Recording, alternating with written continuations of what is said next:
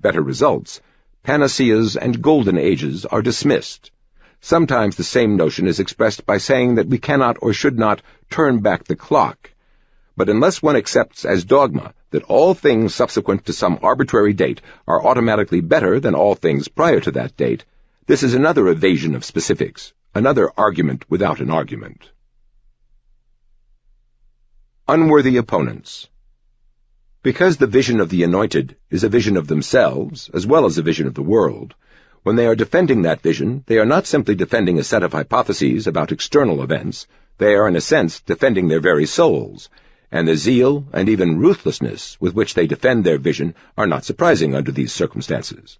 But for people with opposite views, who may, for example, believe that most things work out better if left to free markets, traditions, families, etc., these are just a set of hypotheses about external events, and there is no such huge personal ego stake in whether those hypotheses are confirmed by empirical evidence. Obviously, everyone would prefer to be proved right rather than proved wrong, but the point here is that there are no such comparable ego stakes involved among believers in the tragic vision. This difference may help explain a striking pattern that goes back at least 2 centuries, the greater tendency of those with the vision of the anointed to see those they disagree with as enemies who are morally lacking. While there are individual variations in this, as with most things, there are nevertheless general patterns, which many have noticed, both in our times and in earlier centuries. For example, a contemporary account has noted, "Disagree with someone on the right, and he is likely to think you obtuse, wrong, foolish, a dope. Disagree with someone on the left, and he is more likely to think you selfish, a sellout, insensitive, possibly evil." Supporters of both visions, by definition, believe that those with the opposing vision are mistaken. But that is not enough for those with the vision of the anointed.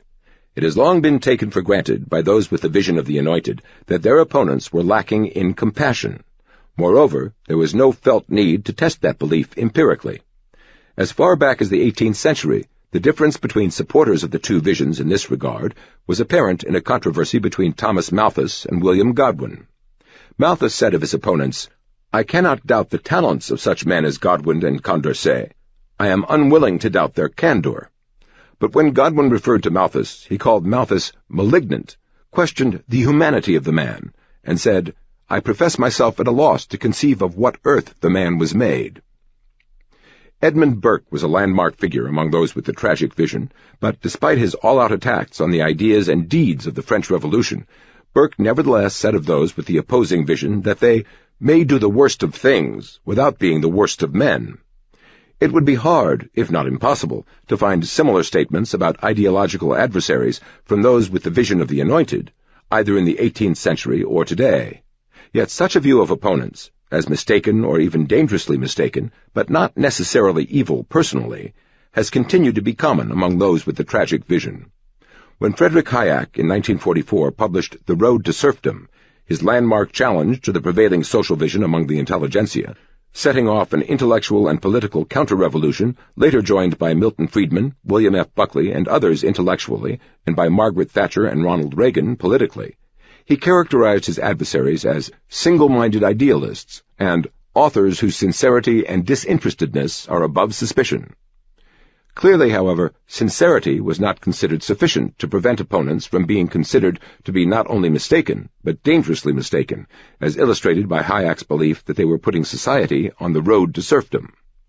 Similarly, even in the midst of a political campaign in 1945, when Winston Churchill warned of authoritarian rule if the opposing Labour Party won, he added that this was not because they wanted to reduce people's freedom, but because they do not see where their theories are leading them. Similar concessions to the sincerity and good intentions of opponents can be found in Milton Friedman and other exponents of the constrained or tragic vision. But such a view of ideological opponents has been much rarer among those with the vision of the anointed, where the presumed moral and or intellectual failings of opponents have been more or less a staple of discourse from the 18th century to the present. While sincerity and humane feelings are often denied to ideological opponents by those with the vision of the anointed, whether or not opposition to minimum wage laws or rent control laws, for example, is in fact due to a lack of compassion for the poor, is irrelevant to the question whether the arguments for or against such policies have either empirical or analytical validity. even if it could be proved to a certainty that opponents of these and other progressive policies were veritable Scrooges, or even venal, that would still be no answer to the arguments they make. Yet claims that opponents are racist, sexist, homophobic, or just don't get it are often advanced by the intelligentsia in lieu of specific refutations of their specific arguments. What often distinguishes liberals from others, according to best-selling author Andrew Hacker, is that they are ready to share some of what they have with others less fortunate than themselves. This is not a view peculiar to Professor Hacker. It reflects an opinion that was widespread among those with the vision of the Anointed before he was born. But here, as elsewhere, the power of a vision is shown not by the evidence offered in favor of it, but precisely by the lack of any sense of need for evidence. In this case, evidence of the lesser humanitarianism among conservatives opposed to progressive policies. However, an empirical study by Professor Arthur C. Brooks of Syracuse University to test the extent to which liberals and conservatives in America donated money, blood, and time to philanthropic endeavors showed that conservatives donated on average both a larger amount of money and a higher percentage of their incomes, which were slightly lower than liberals' incomes, to philanthropic causes, that they donated more hours of their time as volunteers, and that they donated far more blood. This, of course, in no way proves that conservatives' arguments on social or political issues are more valid. What it does show is how far wrong people can go when they believe what is convenient for their vision and see no need to test such convenient assumptions against any empirical evidence. The fact that the assumption that conservatives were less concerned about other people's well-being prevailed so strongly and so unquestioningly for so long, literally for centuries, before even being tested, reinforces the point. Similarly, when those with the vision of the Anointed advocate disarmament and international agreements among potential adversary nations as the way to preserve peace, and are opposed by those with a tragic vision who advocate military deterrence and military alliances as the way to preserve peace, these are seldom seen as simply different hypotheses about prospects and risks in the external world. Those with the vision of the Anointed have far more often, for a very long time, seen such differences as signs of internal defects in those who disagree with them. Those who rely on stronger military forces, rather than disarmament or international agreements, to deter war, have often been depicted by intellectuals as being in favor of war. Bertrand Russell, for example, said, "If you address an audience of unselected men on the prevention of war, you are sure to come up against the middle-aged man who says, with a sneer, 'Wars will never stop. It would be contrary to human nature.' It is quite obvious that the man who says this delights in war, and would hate a world from which it had been eliminated." Nor was Bertrand Russell the only internationally known philosopher to make this kind of argument, as he did in 1936, against those who wanted Britain to rearm in the face of Hitler's massive buildup of military forces that would be unleashed just 3 years later to begin the Second World War. Earlier, back in the 1920s, when many intellectuals were in favor of international agreements renouncing war, such as the Kellogg-Briand Pact of 1928, those who opposed this approach were depicted by John Dewey as people exhibiting the stupidity of habit-bound minds, suffering from mental inertia, people whose reasons were psychological rather than practical or logical, or else people who believe in the war system. British writer J.B. Priestley likewise explained the failure of the pacifism common among his fellow intellectuals in the 1930s to catch on with the general public by saying that the public favored war out of boredom, a boredom leading to the widespread desire for some grand piece of excitement, for fiery speeches and flag-waving, for special editions, troop trains, casualty lists.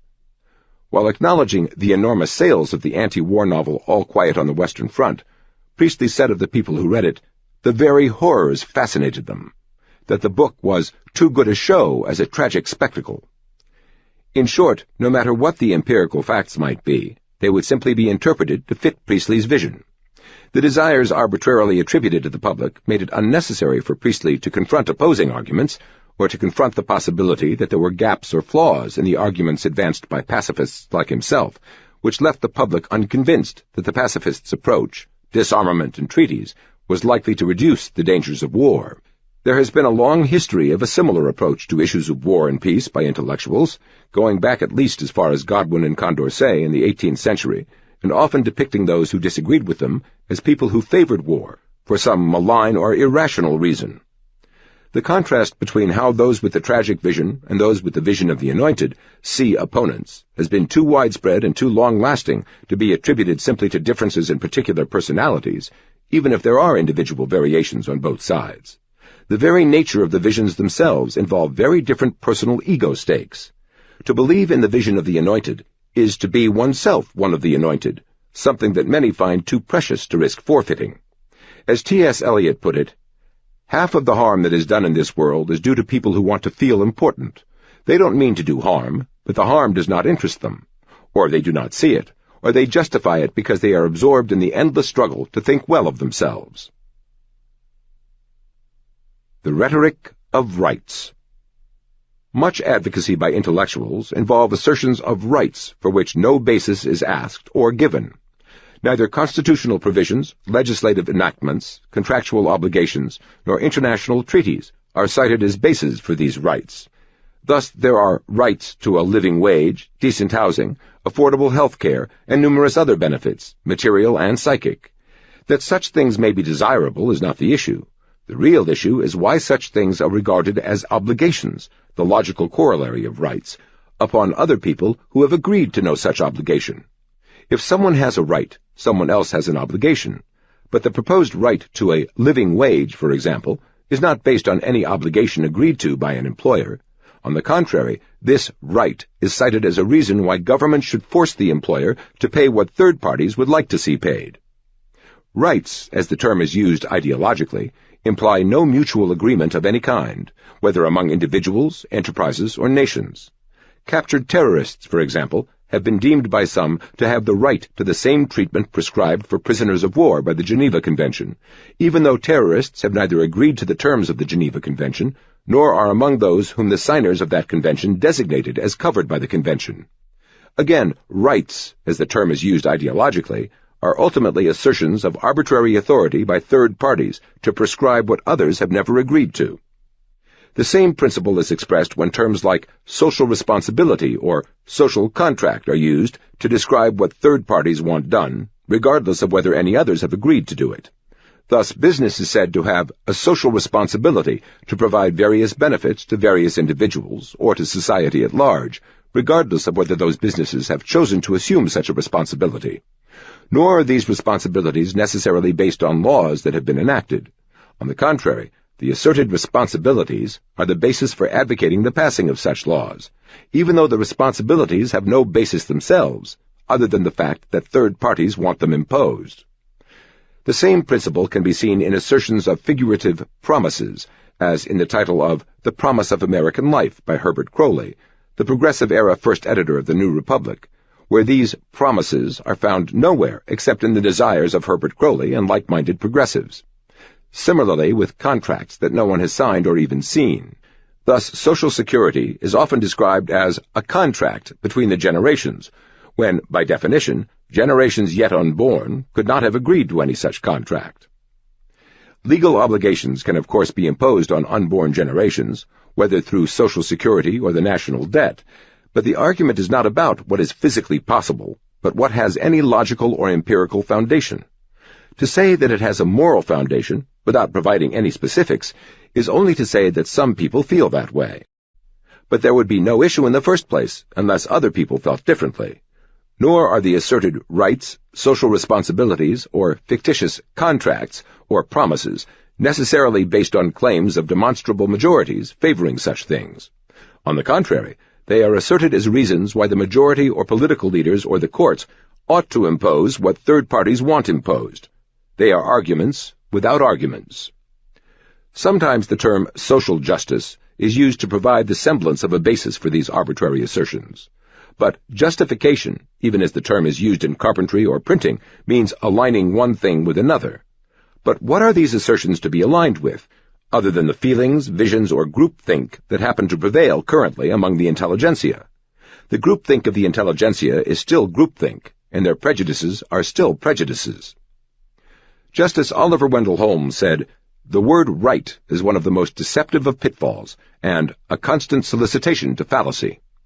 While he rejected abstract rights, he regarded those rights actually established in a given society to have a different basis. Holmes was particularly concerned about the notion that judges should be enforcing abstract rights for which there was no basis. There is a tendency to think of judges as if they were independent mouthpieces of the infinite, and not simply directors of a force that comes from the source that gives them their authority.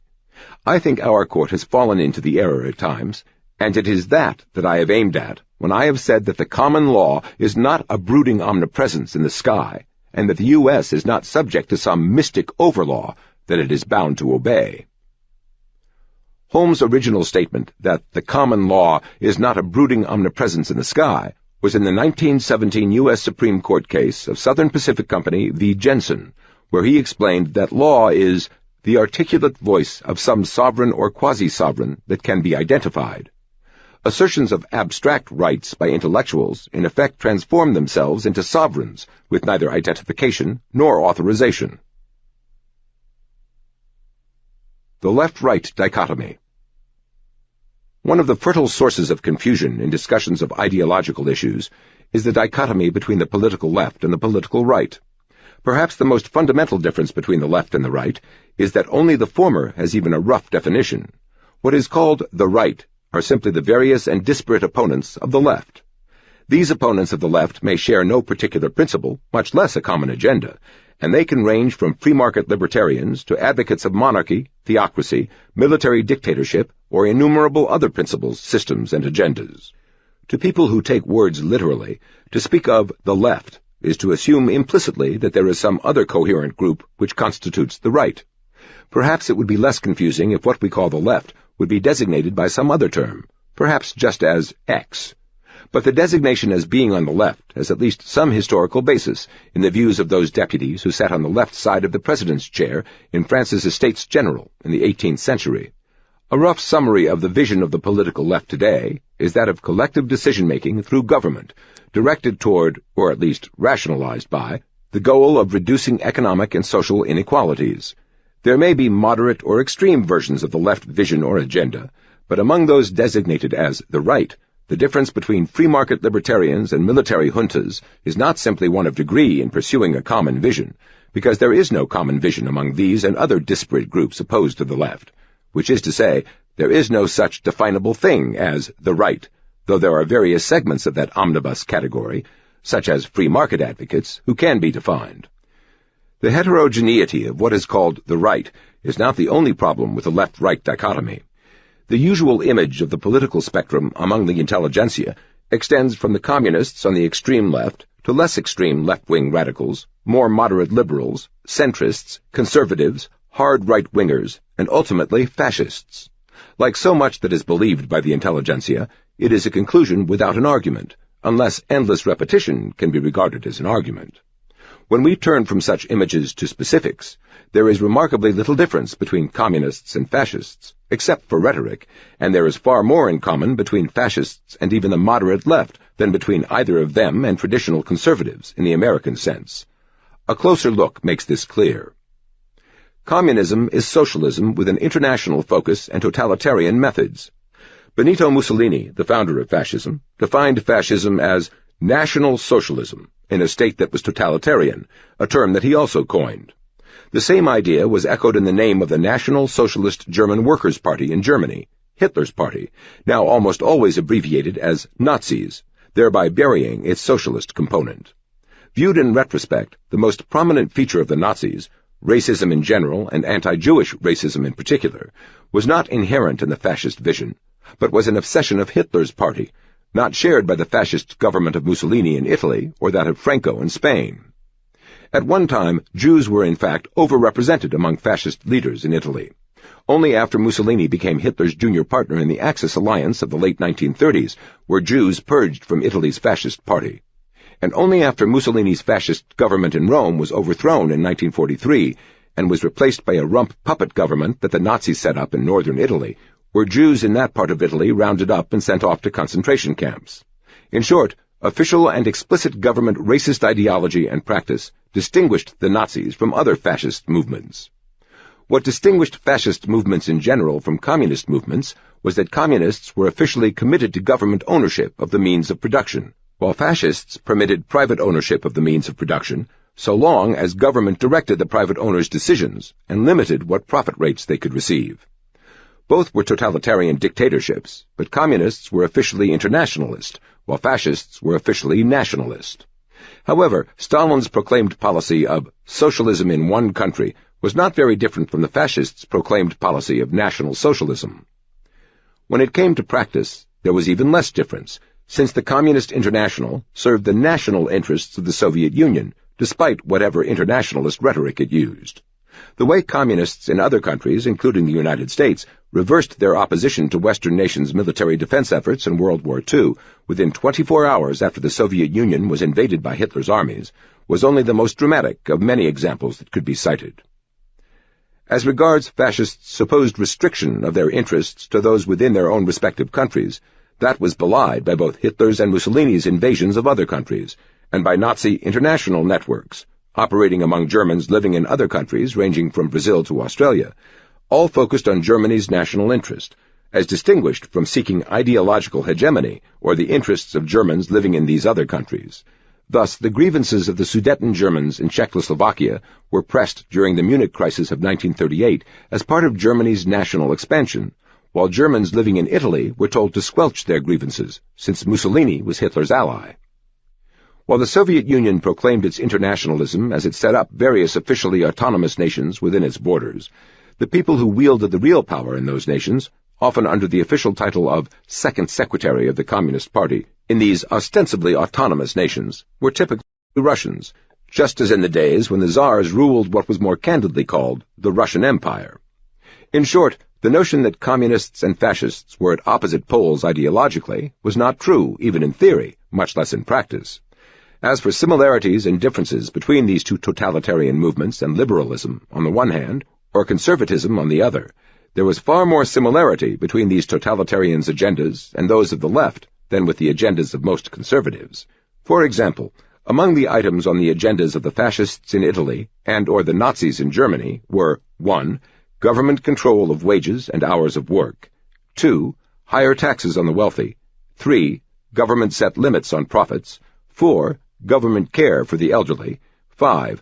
A decreased emphasis on the role of religion and the family in personal or social decisions, and 6. Government taking on the role of changing the nature of people, usually beginning in early childhood. This last and most audacious project has been part of the ideology of the left, both democratic and totalitarian, since at least the 18th century, when Condorcet and Godwin advocated it, and it has been advocated by innumerable intellectuals since then, as well as being put into practice in various countries, under names ranging from re-education to values clarification. These are, of course, things opposed by most people who are called conservatives in the United States, and they are things much more congenial to the general approach of people who are called liberals in the American political context. It should be noted also that neither liberal nor conservative, as those terms are used in the American context, has much relationship to their original meanings. Milton Friedman, one of the leading American conservative intellectuals of his time, advocated radical changes in the country's school system, in the role of the Federal Reserve System, and in the economy in general. One of his books was titled The Tyranny of the Status Quo. He, like Friedrich Hayek, called himself a liberal in the original sense of the word, but that sense has been irretrievably lost in general discussions in the United States, though people with similar views are still called liberals in some other countries. Despite this, even scholarly studies of intellectuals have referred to Hayek as a defender of the status quo, and as one of those whose defense of the existing state of affairs has furnished justifications for the powers that be. Whatever the merits or demerits of Hayek's ideas, those ideas were far more distant from the status quo than were the ideas of those who criticized him. In general, people such as Hayek, who are referred to in the American context as conservatives, have a set of ideas which differ not only in degree but in kind from the ideas of many others who are said to be on the right politically. Perhaps if liberals were simply called X and conservatives were called Y, there would be less confusion. Conservatism, in its original sense, had no specific ideological content at all, since everything depends on what one is trying to conserve. In the last days of the Soviet Union, those who were trying to preserve the existing communist regime were rightly referred to as conservatives, though what they were trying to conserve had nothing in common with what was advocated by Milton Friedman, Friedrich Hayek, or William F. Buckley in the United States, much less Cardinal Joseph Ratzinger, a leading conservative in the Vatican who subsequently became Pope. Specific individuals with the conservative label have specific ideological positions, but there is no commonality of specifics among conservatives in different venues. If we attempt to define the political left by its proclaimed goals, it is clear that very similar goals have been proclaimed by people whom the left repudiates and anathematizes, such as fascists in general and Nazis in particular. Instead of defining these and other groups by their proclaimed goals, we can define them by the specific institutional mechanisms and policies they use or advocate for achieving their goals. More specifically, they can be defined by the institutional mechanisms they seek to establish for making decisions with impacts on society at large. In order to keep the discussion manageable, the vast sweep of possible decision-making mechanisms can be dichotomized into those in which individuals make decisions individually for themselves, and those in which decisions are made collectively by surrogates for society at large. In market economies, for example, consumers and producers make their own decisions individually, and the social consequences are determined by the effect of those individual decisions on the way resources are allocated in the economy as a whole, in response to the movements of prices, incomes, and employment, which in turn respond to supply and demand. While this vision of the economy is often considered to be conservative, in the original sense of the word, in the long view of the history of ideas, it has been revolutionary. From ancient times to the present, and in highly disparate societies around the world, there have been the most varied systems of thought, both secular and religious, seeking to determine how best the wise and virtuous can influence or direct the masses, in order to create or maintain a happier, more viable, or more worthy society. In this context, it was a revolutionary departure when, in 18th century France, the physiocrats arose to proclaim that, for the economy at least, the best that the reigning authorities could do would be to leave it alone, laissez-faire being the term they coined. To those with this vision, for the authorities to impose economic policies would be to give a most unnecessary attention, in Adam Smith's words, to a spontaneous system of interactions that would go better without government intervention, not perfectly, just better. Variations of this vision of spontaneous order can also be found in other areas, ranging from language to the law. No elites sat down and planned the languages of the world or of any given society. These languages evolved from the systemic interactions of millions of human beings over the generations, in the most varied societies around the world. Linguistic scholars study and codify the rules of language, but after the fact. Young children learn words and usage, intuiting the rules of that usage before they are taught these things explicitly in schools. While it was possible for elites to create languages such as Esperanto, these artificial languages have never caught on in a way that would displace historically evolved languages. In law, a similar vision was expressed in Justice Oliver Wendell Holmes' statement that the life of the law has not been logic, it has been experience. In short, whether in the economy, language, or the law, this vision sees social viability and progress as being due to systemic evolution rather than elite prescription. Reliance on systemic processes, whether in the economy, the law, or other areas, is based on the constrained vision, the tragic vision, of the severe limitations on any given individual's knowledge and insight, however knowledgeable or brilliant that individual might be, compared to other individuals. Systemic processes which tap vastly more knowledge and experience from vastly more people, often including traditions evolved from the experience of successive generations, are deemed more reliable than the intellect of the intellectuals. By contrast, the vision of the left is one of surrogate decision-making by those presumed to have not only superior knowledge, but sufficient knowledge, whether these surrogates are political leaders, experts, judges, or others. This is the vision that is common to varying degrees on the political left, whether radical or moderate, and common also to totalitarians, whether communist or fascist. A commonality of purpose in society is central to collective decision-making, whether expressed in town meeting democracy or totalitarian dictatorship, or other variations in between. One of the differences between the commonality of purposes in democratic systems of government and totalitarian systems of government is in the range of decisions infused government, and totalitarian systems of government is in the range of decisions infused with that commonality of purpose, and in the range of decisions reserved for individual decision-making outside the purview of government. The free market, for example, is a huge exemption from government power. In such a market, there is no commonality of purpose, except among such individuals and organizations as may choose voluntarily to coalesce into groups ranging from bowling leagues to multinational corporations. But even these aggregations typically pursue the interests of their own respective constituents and compete against the interests of other aggregations. Those who advocate this mode of social decision-making do so because they believe that the systemic results of such competition are usually better than a society-wide commonality of purpose imposed by surrogate decision-makers superintending the whole process in the name of the national interest. The totalitarian version of collective surrogate decision-making by government was summarized by Mussolini, who defined totalitarianism in the motto, "Everything in the state, nothing outside the state, nothing against the state." Moreover, the state ultimately meant the political leader of the state, the dictator. Mussolini was known as Il Duce, the leader, before Hitler acquired the same title in German as the Führer. Democratic versions of collective surrogate decision-making by government choose leaders by votes and tend to leave more areas outside the purview of government. However, the left seldom has any explicit principle by which the boundaries between government and individual decision-making can be determined, so that the natural tendency over time is for the scope of government decision-making to expand, as more and more decisions are taken successively from private hands. Preferences for collective surrogate decision-making from the top down are not all that the democratic left has shared with the original Italian fascists and with the National Socialists, Nazis, of Germany. In addition to political intervention in economic markets, the democratic left shared with the fascists and the Nazis the underlying assumption of a vast gap in understanding between ordinary people and elites like themselves. Although both the totalitarian left, that is, the fascists, communists, and Nazis, and the democratic left have widely used in a positive sense such terms as the people, the workers, and the masses, these are the ostensible beneficiaries of their policies, but not autonomous decision-makers. Although much rhetoric on both the democratic left and the totalitarian left has long papered over the distinction between ordinary people as beneficiaries and as decision-makers, it has long been clear that decision-making has been seen as something reserved for the anointed in these visions. Rousseau, for all his emphasis on the general will, left the interpretation of that will to elites.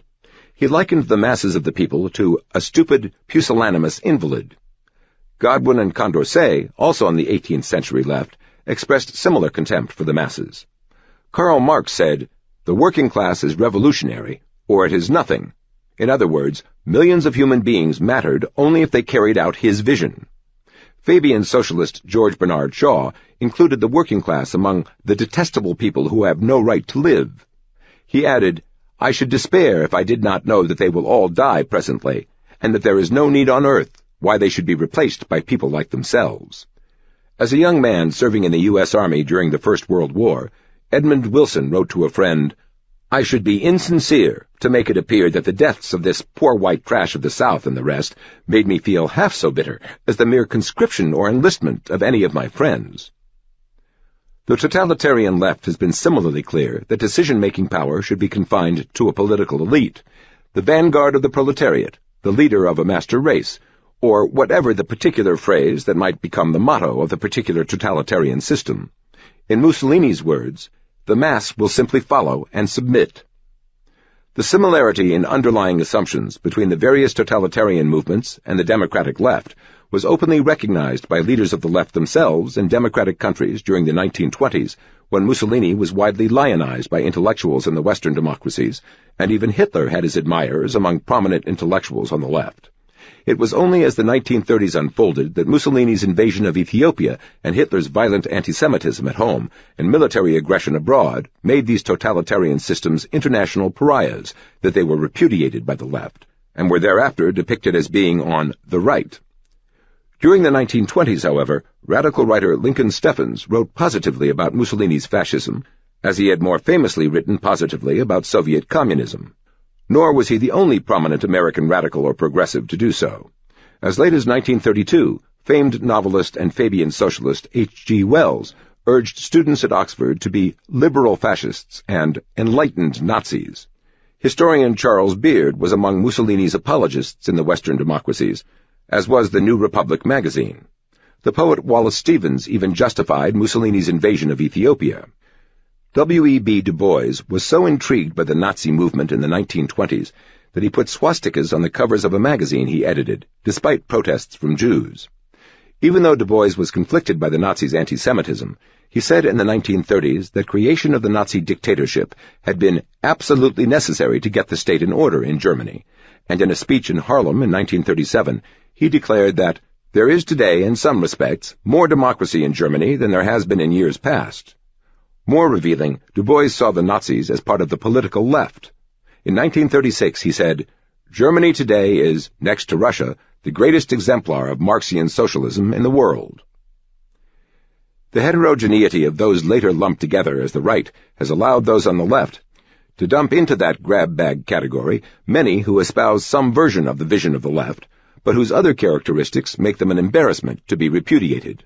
Thus, the popular 1930s American radio personality, Father Coughlin, who was, among other things, an anti-Semite, has been verbally banished to the right, even though he advocated so many of the policies that became part of the New Deal that many congressional Democrats at one time publicly praised him, and some progressives urged President Franklin D. Roosevelt to make him a cabinet member. During this early period, it was common on the left, as well as elsewhere, to compare as kindred experiments fascism in Italy, communism in the Soviet Union, and the New Deal in the United States. Such comparisons were later as completely rejected as the inclusion of Father Coughlin as a figure of the left was. These arbitrary changes in classifications not only allowed the left to distance themselves from embarrassing individuals and groups whose underlying assumptions and conclusions bore many similarities to their own, these classification changes also allowed the left to verbally transfer these embarrassments to their political opponents. Moreover, such changes in nomenclature greatly reduced the likelihood that observers would see the negative potential of the ideas and agendas being put forth by the left in its bid for influence or power.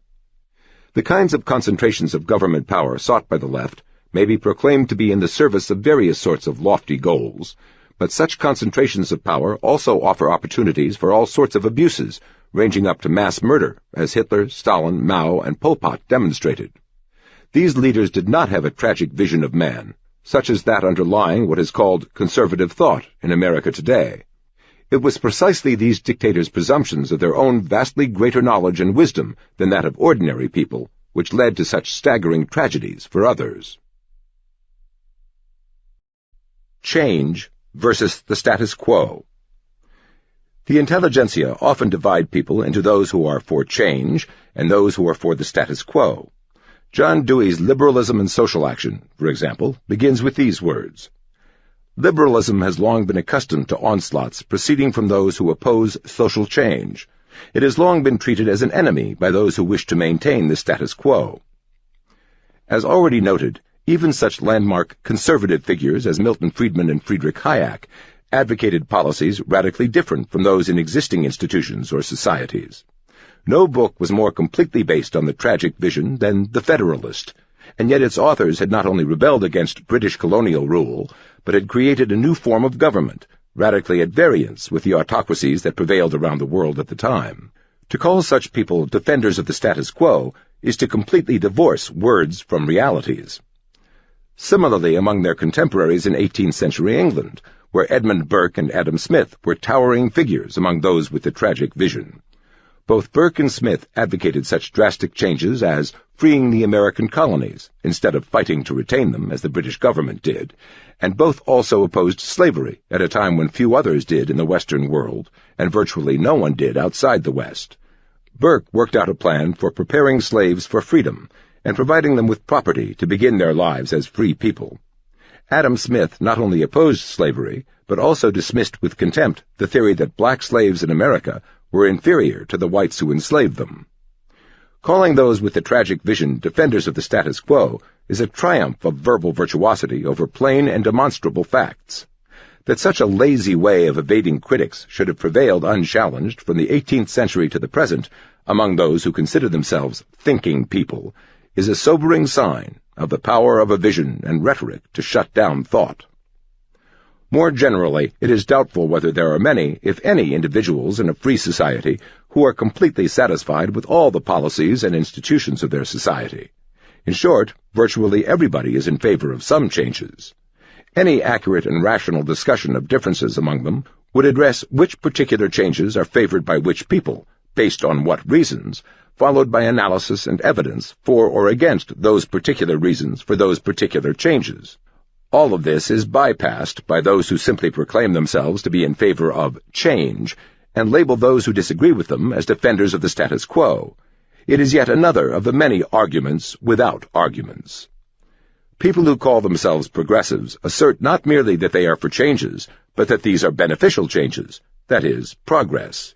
But other people who advocate other very different changes likewise proclaim those to be changes for the better.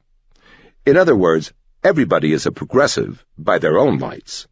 That some people should imagine that they are peculiarly in favor of progress is not only another example of self-flattery, but also of an evasion of the work of trying to show, with evidence and analysis, where and why their particular proposed changes would produce better end results than other people's proposed changes. Instead, proponents of other changes have been dismissed by many, including John Dewey, as apologists for the status quo. Despite such dismissals in lieu of arguments, anyone with a knowledge of 18th-century Britain must know that Adam Smith's The Wealth of Nations was hardly a defense of the status quo, and in fact went completely counter to the vested interests of the political, economic, and social elites of his time. It would be hard even to imagine why Adam Smith or anyone else would spend a whole decade writing a 900-page book to say how contented he was with the way things were. The same could be said of the voluminous writings of Milton Friedman, Friedrich Hayek, William F. Buckley, and many other writers labeled conservative. The very concept of change used by the intelligentsia of the left, which is to say most of the intelligentsia, is arbitrarily restrictive and tendentious. It means, in practice, the particular kinds of changes through the particular kinds of social mechanisms that they envision. Other changes, no matter how large or how consequential for the lives of millions of people, tend to be ignored if they occur through other mechanisms and in ways not contemplated by the intelligentsia. At the very least, such unprescribed developments outside the scope of the vision of the anointed are denied the honorific title of change. The 1920s, for example, were a decade of huge changes for the people of the United States. The change from a predominantly rural to a predominantly urban society, the spread of electricity, automobiles, and radios to vastly more millions of Americans, the beginning of commercial air travel, the revolutionizing of retail selling with resulting lower prices by the rapid spread of chain stores. Yet when intellectuals refer to eras of change, they almost never mention the 1920s, because these sweeping changes in the way millions of Americans lived their lives were not the particular kinds of changes envisioned by the intelligentsia, through the particular kinds of social mechanisms envisioned by the intelligentsia.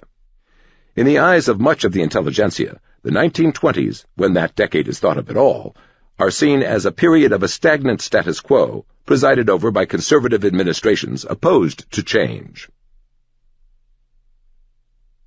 Rhetoric versus revealed preferences. To understand intellectuals' role in society, we must look beyond their rhetoric, or that of their critics, to the reality of their revealed preferences. How can we tell what anyone's goals and priorities are? One way might be to pay attention to what they say. But of course, outward words do not always accurately reflect inward thoughts. Moreover, even the thoughts which people articulate to themselves need not reflect their actual behavior pattern. Goals, preferences, and priorities, articulated either inwardly or outwardly, need not be consistent with the choices actually made when confronted with the options presented by the real world. A man may claim or believe that keeping the lawn mowed is more important than watching television, but if he is found spending hours in front of the TV screen, day in and day out for weeks on end, while weeds and tall grass take over the lawn, then the preferences revealed by his behavior are a more accurate indicator of that individual's priorities than either his expressed words or even whatever beliefs he may have about himself. What preferences are revealed by the actual behavior of intellectuals, and how do such revealed preferences compare with their rhetoric? The professed beliefs of intellectuals center about their concern for others, especially for the poor, for minorities, for social justice, and for protecting endangered species and saving the environment, for example. Their rhetoric is too familiar and too pervasive to require elaboration here. The real question, however, is, what are their revealed preferences? The phrase unintended consequences has become a cliché precisely because so many policies and programs intended, for example, to make the situation of the less fortunate better have in fact made their situation worse, that it is no longer possible to regard good intentions as automatic harbingers of good results.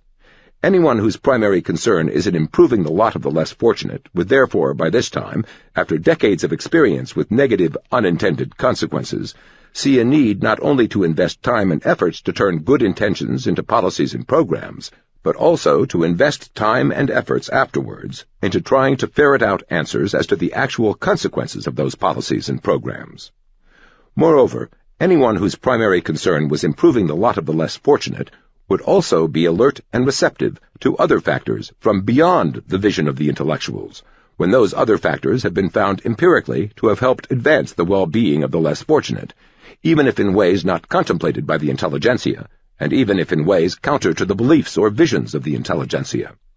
In short, one of the ways to test whether expressed concerns for the well-being of the less fortunate represent primarily a concern for that well-being, or a use of the less fortunate as a means to condemn society, or to seek either political or moral authority over society, would be to see the revealed preferences of intellectuals in terms of how much time and energy they invest in promoting their vision, as compared to how much time and energy they invest in scrutinizing, 1, the actual consequences of things done in the name of that vision, and 2, benefits to the less fortunate created outside that vision, and even counter to that vision. Crusades for a living wage, or to end sweatshop labor in the Third World, for example, invest enormous amounts of time and energy promoting those goals, but virtually none in scrutinizing the many studies done in countries around the world to discover the actual consequences of minimum wage laws in general, or of living wage laws in particular. These consequences have included such things as higher levels of unemployment and longer periods of unemployment, especially for the least skilled and least experienced segments of the population. Whether one agrees with or disputes these studies, the crucial question here is whether one bothers to read them at all. If the real purpose of social crusades is to make the less fortunate better off, then the actual consequences of such policies as wage control become central and require investigation in order to avoid unintended consequences which have already become widely recognized in the context of many other policies. But if the real purpose of social crusades is to proclaim oneself to be on the side of the angels, then such investigations have a low priority, if any priority at all, since the goal of being on the side of the angels is accomplished when the policies have been advocated and then instituted, after which social crusaders can move on to other issues. The revealed preference of many, if not most of the intelligentsia, has been to be on the side of the angels. The same conclusion is hard to avoid when looking at the response of intellectuals to improvements in the condition of the poor that follow policies or circumstances which offer no opportunities to be on the side of the angels against the forces of evil. For example, under new economic policies beginning in the 1990s, tens of millions of people in India have risen above that country's official poverty level. In China, under similar policies begun earlier, 1 million people a month have risen out of poverty. Surely anyone concerned with the fate of the less fortunate would want to know how this desirable development came about for such vast numbers of very poor people, and therefore how similar improvements might be produced elsewhere in the world. But these and other dramatic increases in living standards, based ultimately on the production of more wealth, arouse little or no interest among most intellectuals.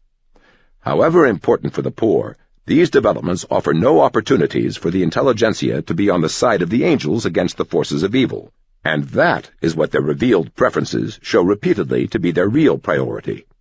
Questions about what policies or conditions increase or decrease the rate of growth of output seldom arouse the interest of most intellectuals, even though such changes have done more to reduce poverty in both rich and poor countries than changes in the distribution of income have done.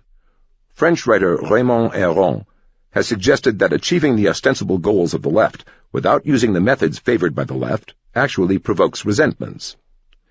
In fact, the European left has a grudge against the United States, mainly because the latter has succeeded by means which were not laid down in the revolutionary code. Prosperity, power, the tendency towards uniformity of economic conditions, these results have been achieved by private initiative, by competition rather than state intervention, in other words, by capitalism, which every well-brought-up intellectual has been taught to despise. Similarly, despite decades of laments in the United States about the poor quality of education in most black schools, studies of particular schools where black students meet or exceed national norms arouse little or no interest among most intellectuals, even those who are active in discussions of racial issues. As with people rising out of poverty in third world countries, a lack of interest in academically successful black schools by people who are otherwise vocal and vehement on racial issues suggests a revealed preference for the condemnation of unsuccessful schools and of the society that maintains such schools. Investigating successful black schools could offer hope of finding a possible source of knowledge and insights into how to improve education for a group often lagging far behind in educational achievement and in the incomes and occupations that depend on education. But it would not offer an opportunity for the anointed to be on the side of the angels against the forces of evil. That many, if not most, of these successful black schools do not follow educational notions in vogue among the intelligentsia may be part of the reason for the lack of interest in such schools, just as the lack of interest in how India and China managed to raise the living standards of many millions of poor people may be in part because it was done by moving away from the kinds of economic policies long favored by the left. It has often been said that intellectuals on the left are soft on criminals, but even here, the question is whether those people accused of crime or convicted and in prison are the real objects of intellectuals' beneficence, or are incidental props in a larger picture, and expendable like others who are used as props. For example, one of the horrific experiences of many men in prison is being gang-raped by other male prisoners. Yet any attempt to reduce the incidence of such lasting traumatic experiences by building more prisons so that each prisoner could be housed alone in a single cell is bitterly opposed by the same people who are vehement in defense of prisoners' rights. Those rights matter as a means of condemning society, but so does opposition to the building of more prisons. When the actual well-being of prisoners conflicts with the symbolic issue of preventing more prisons from being built, prisoners become just another sacrifice on the altar to a vision. In many ways, on a whole range of issues, the revealed preference of intellectuals is to gain moral authority, or vicariously political power, or both, over the rest of society.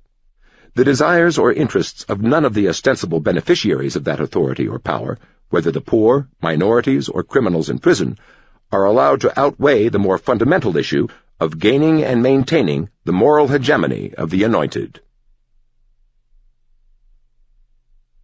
Youth and age. Given the very different conceptions of knowledge by those with the tragic vision and those with the vision of the anointed, it is virtually inevitable that they would have different conceptions of the role and competence of the young.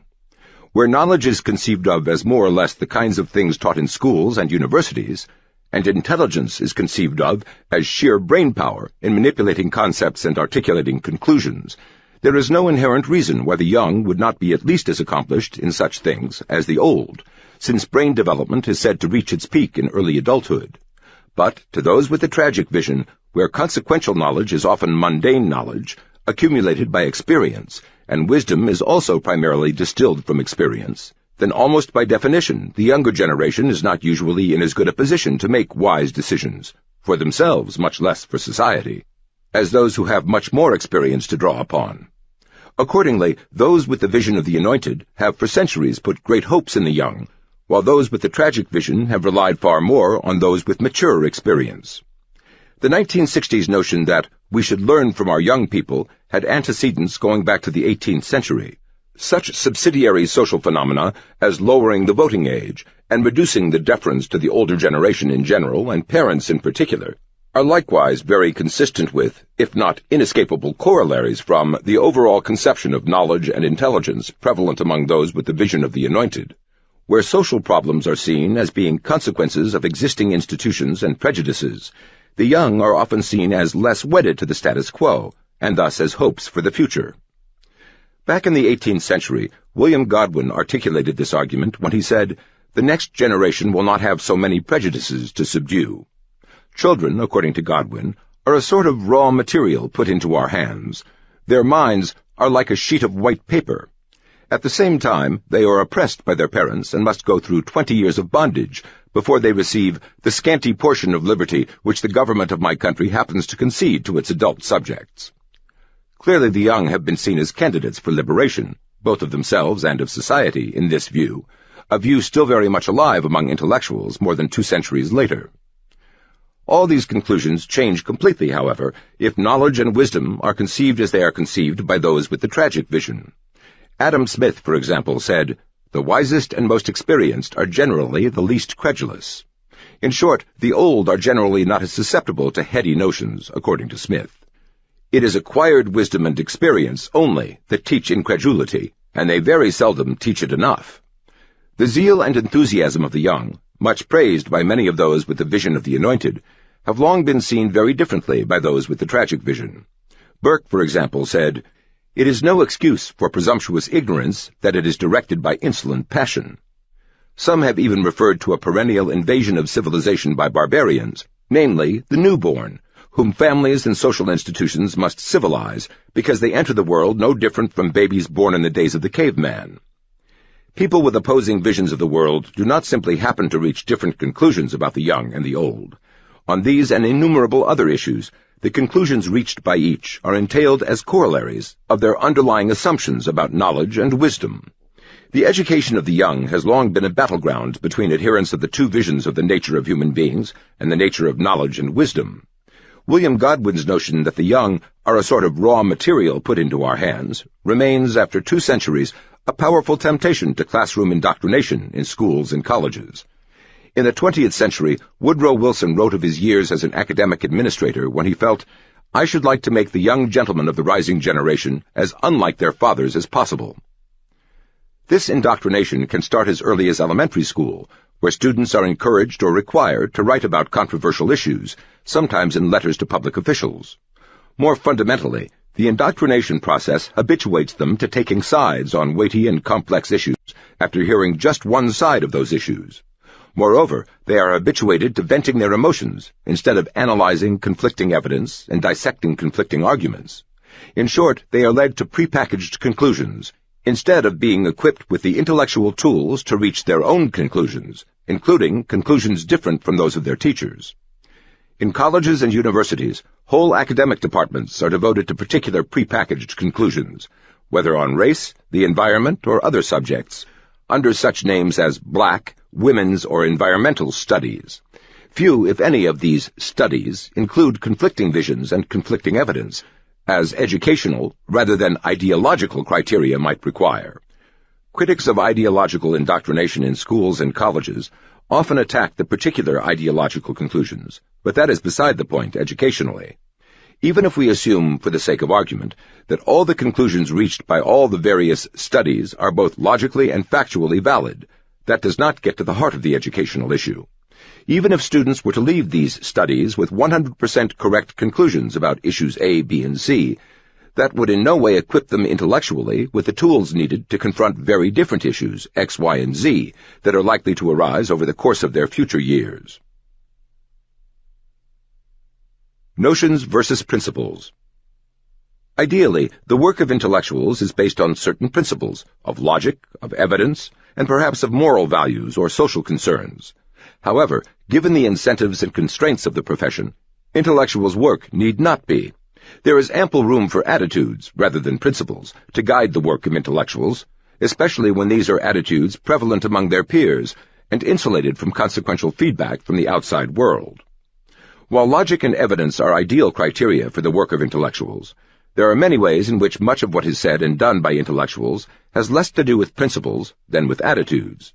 For example, intellectuals who are receptive to claims of mitigation on the part of murderers who claim to have been battered wives, or others who are said to have had traumatic childhoods of one sort or another, or the less fortunate in general, are seldom receptive to claims that policemen who had a split second to make a life-and-death decision at the risk of their own lives should be cut some slack. Some intellectuals who have been opposed to the principle of racism have nevertheless remained either silent or apologetic when black community leaders have made racist attacks on Asian storekeepers in black ghettos, or on whites in general, or Jews in particular. Some intellectuals have even redefined racism in a way to make blacks ineligible for the label, another exercise in verbal virtuosity. Many among the intelligentsia have denounced greed among corporate executives, whose incomes are a fraction of the incomes of professional athletes or entertainers, who are seldom, if ever, accused of greed. The intelligentsia have led outraged outcries when oil companies' profits rose, though the amount of profits in the price of a gallon of gasoline is much less than the amount of taxes. But the concept of greed is almost never applied to government, whether in the amount of taxes it collects, or even when working-class homes, often representing the labors and sacrifices of a lifetime, are confiscated wholesale for redevelopment of an area in ways that will bring in more taxes, enabling politicians to do more spending to enhance their chances of being re-elected. Such responses and non-responses by intellectuals not only represent attitudes rather than principles, often they represent attitudes that override principles. Nor are such biases confined to reactions to particular groups of human beings. They apply even to concepts, such as risk, for example. Intellectuals who are highly critical of any risks associated with particular pharmaceutical drugs and consider it the government's duty to ban some of these drugs because of risks of death see no need for the government to ban skydiving or whitewater rafting, even if the latter represent higher risks of death for the sake of recreation than the risks from medicines that can stave off pain or disability, or which may save more lives than they cost. Similarly, when a boxer dies from a beating in the ring, that is almost certain to set off demands in the media or among the intelligentsia that boxing be banned, but no such demands are likely to follow deaths from skiing accidents, even if these are far more common than deaths from boxing. Again, it is not the principle, but the attitude. While attitudes can vary from individual to individual, the attitudes of intellectuals are largely group attitudes. Moreover, these attitudes change collectively over time, becoming transient moods of a given era, rather than permanent attitudes, much less permanent principles. Thus, in the progressive era of the early 20th century, racial and ethnic minorities were viewed in largely negative terms, and progressive support of the eugenics movement was not unrelated to the presumed desirability of preventing these minorities from propagating too many of their own kind. This mood had largely passed by the 1930s, and afterwards racial and ethnic minorities became objects of special solicitude. After the 1960s, this solicitude became virtually an obsession, however inconsistent it was with earlier and opposite obsessions about the same people among intellectuals considered progressive in the early 20th century. During the earlier era, when farmers and workers were the special focus of solicitude, no one paid much attention to how what was done for the benefit of these groups might adversely affect minorities or others. Likewise, in a later era, little attention was paid by progressive intellectuals to how affirmative action for minorities or women might adversely affect others. There is no principle that accounts for such collective mood swings. There are simply mascottes du jour, much like adolescent fads that are compulsive badges of identity for a time and afterwards considered passé, but not treated as subject to logic or evidence during either the period of their obsession or the period of their dismissal. Back in the 1920s, when the Sacco-Vanzetti case was an international cause célèbre because of the presumed injustice of their trial, Justice Oliver Wendell Holmes wrote in a letter to Harold Laski about the arbitrary focus of that time. I cannot but ask myself why this so much greater interest in red than black. 1,000-fold worse cases of Negroes come up from time to time, but the world does not worry over them. It is not a mere simple abstract love of justice that has moved people so much. Abstract people in an abstract world. Mistaken beliefs about society by intellectuals are not random errors. In practice, their misunderstandings or mischaracterizations promote the overall vision of a deeply flawed society, urgently in need of political intervention to carry out the vision prevalent among the intelligentsia. One of the bases for intellectuals' sweeping pronouncements about whole societies is conceiving of people in the abstract, without the specific, concrete characteristics found in flesh and blood human beings as they exist in the real world. For example, the intellectual's consuming preoccupation with economic inequalities is understandable if the individuals or groups that differ in their economic and other outcomes do not differ in the things which produce those outcomes, as they would not with abstract people. Abstract people can be aggregated into statistical categories, such as households, families, and income brackets, without the slightest concern for whether those statistical categories contain similar people, or even the same number of people, or people who differ substantially in age, much less in such finer distinctions as whether or not they are working, or whether they are the same people in the same categories over time. Abstract people have an immortality, which flesh and blood people have yet to achieve. Thus, a historian writing about the newly created state of Czechoslovakia after the First World War said that its policies regarding the ethnic groups within it were designed to correct social injustice and to put right the historic wrongs of the 17th century, despite the fact that actual flesh and blood people from the 17th century had died long before, putting the redressing of their wrongs beyond the reach of human control. Much the same kind of reasoning has continued to be ideologically powerful among the intelligentsia in 21st century America, who speak of whites and blacks as intertemporal abstractions with centuries-old issues to be redressed, rather than as flesh and blood people who take their sins and their sufferings with them to the grave. Unlike real people, abstract people can be sent back to places where they have never been. Thus, German families who had lived for centuries in parts of Eastern Europe and the Balkans were sent back to Germany after the Second World War, as the majority populations of these regions reacted bitterly to having been mistreated during Nazi occupation by imposing a massive ethnic cleansing of Germans from their midst after the war. Many of these flesh and blood people of German ancestry had never laid eyes on Germany, to which they were being sent back. Only as intertemporal abstractions had they come from Germany. It was much the same story with so-called Indian Tamils in Sri Lanka, who in the 1960s were sent back to India, from which their ancestors had emigrated in the 19th century. Similarly, when people of Indian and Pakistani heritage were expelled from Uganda in the 1970s, most of them had been born in Uganda, and more of them resettled in Britain than in India or Pakistan. Perhaps the most persistent efforts to repatriate intertemporal abstractions were 19th century American proposals to free the slaves and then send them back to Africa, a continent which in most cases neither they nor their grandparents had ever seen. When real differences among real people are mentioned or taken into account in actions or policies by others, intellectuals are quick to declare these differences to be mere perceptions or stereotypes. Evidence for this sweeping conclusion is seldom asked for or given. Abstract equality is the default setting in their assumptions. There is no reason for abstract people to have different outcomes when all their real-world differences in inputs have been abstracted away. Abstract people are above all equal, though flesh and blood people are remote from any such condition or ideal. Inequalities of income, power, prestige, health, and other things have long preoccupied intellectuals, both as things to explain and things to correct. The time and effort devoted to these inequalities might suggest that equality is so common or so automatic that its absence requires an explanation. Many intellectuals have approached equality in much the same spirit as Rousseau approached freedom. Man was born free, and he is everywhere in chains. To much of the modern intelligentsia, man is regarded as having been born equal, but as having mysteriously become everywhere unequal.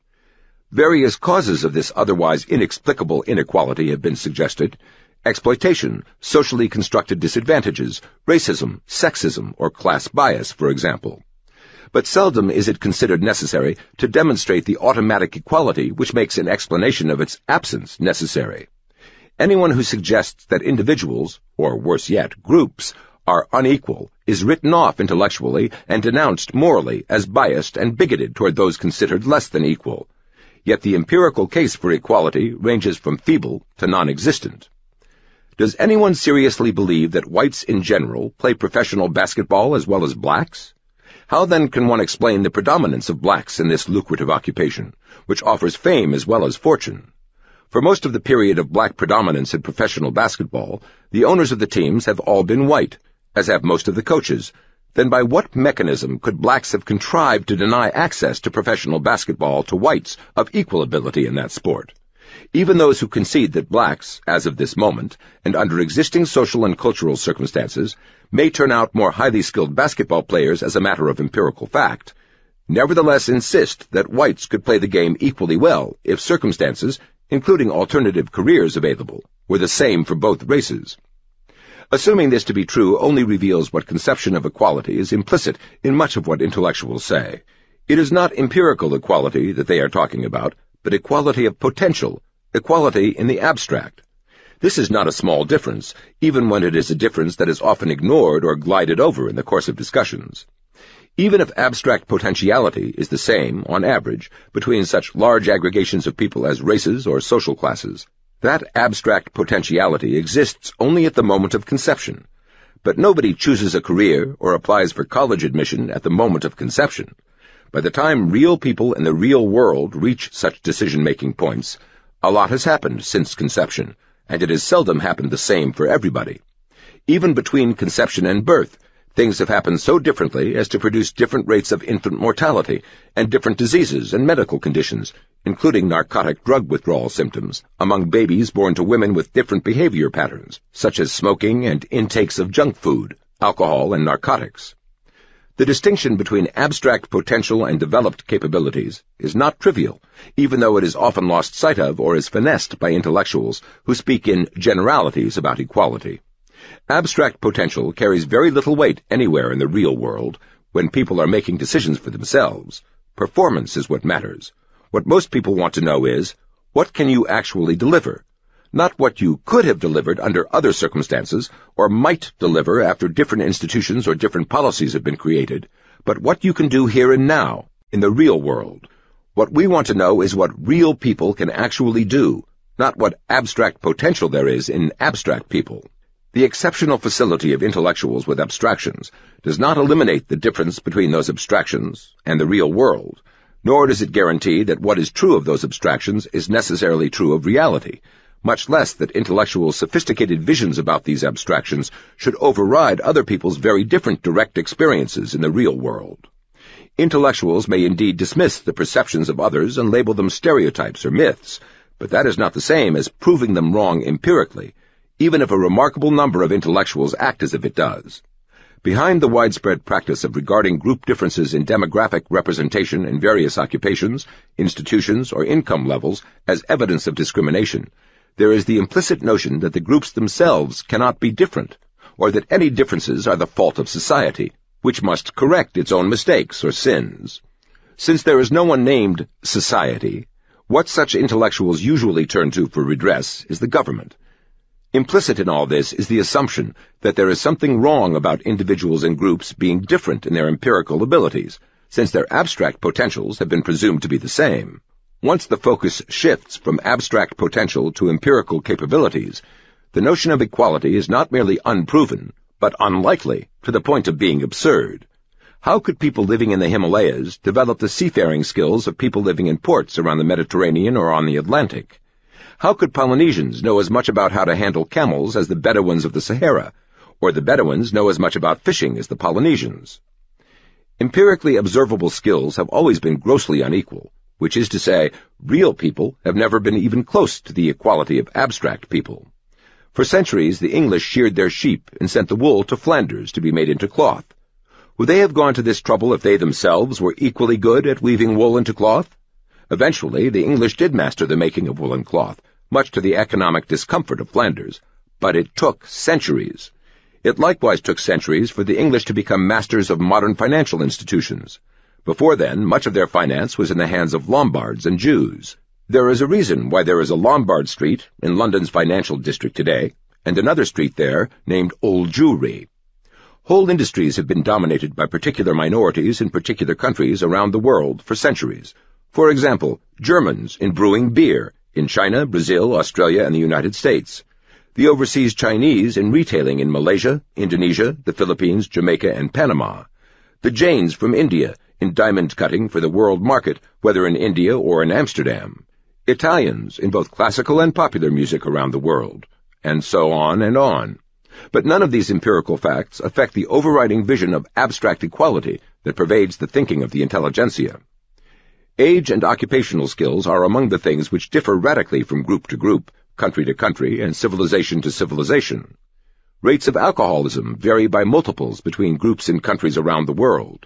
So do crime rates and infant mortality rates, among many other things. But none of these empirical facts disturbs the vision of abstract equality. Outrage in the media and among the intelligentsia over the fact that blacks have been turned down for mortgage loans more often than whites wholly disregards many of the factors used in determining who will and who will not get such loans. Nor have they given much attention to ferreting out the facts on how such factors differ among different groups. Much was made of the fact that blacks and whites with the same income still had different rates of rejection of mortgage loan applications, as if income was the only factor that differed, or as if other factors not studied could be assumed to be equal or comparable. Where concrete information is lacking or unstudied, equality tends to be the default assumption, no matter how many inequalities have been found and how many factors that have been studied. The fundamental flaw in such reasoning can be illustrated in a non-controversial area such as baseball.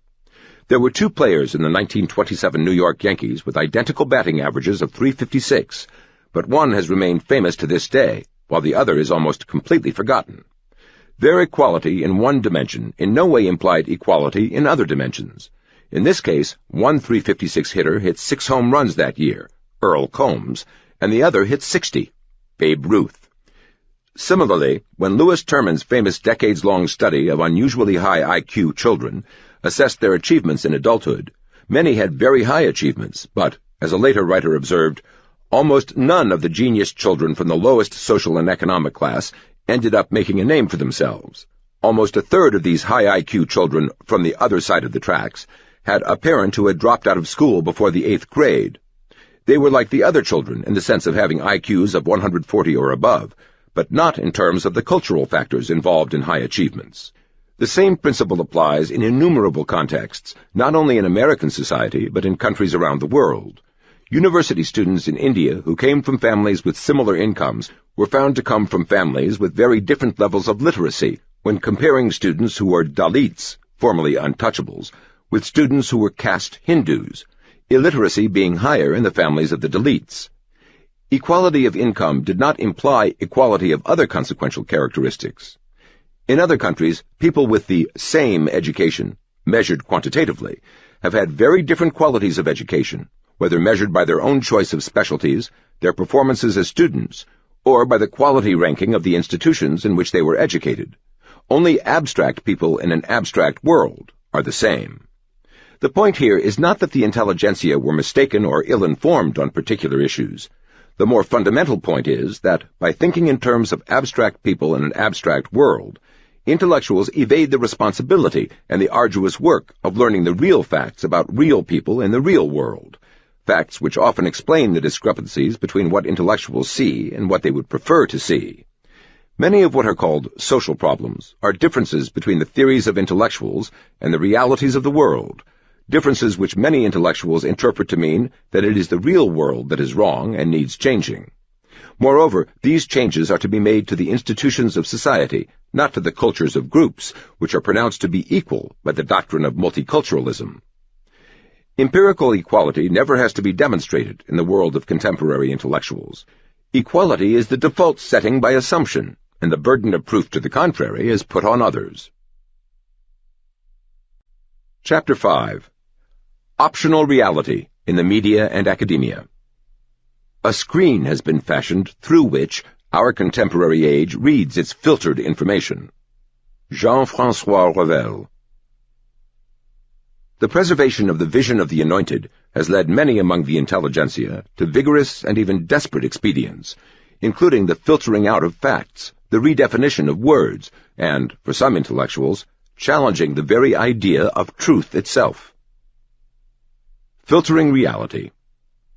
Many among the intelligentsia create their own reality, whether deliberately or not, by filtering out information contrary to their conception of how the world is, or ought to be.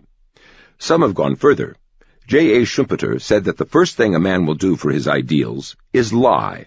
It is not necessary to lie, however, in order to deceive, when filtering will accomplish the same purpose. This can take the form of reporting selective and atypical samples, suppressing some facts altogether, or filtering out the inconvenient meanings or connotations of words. Selective samples. Filtering the sample of information available to the public can take many forms. For example, Bennett Cerf, the founder of Random House Publishers, at one time during the Second World War suggested that books critical of the Soviet Union be withdrawn from circulation.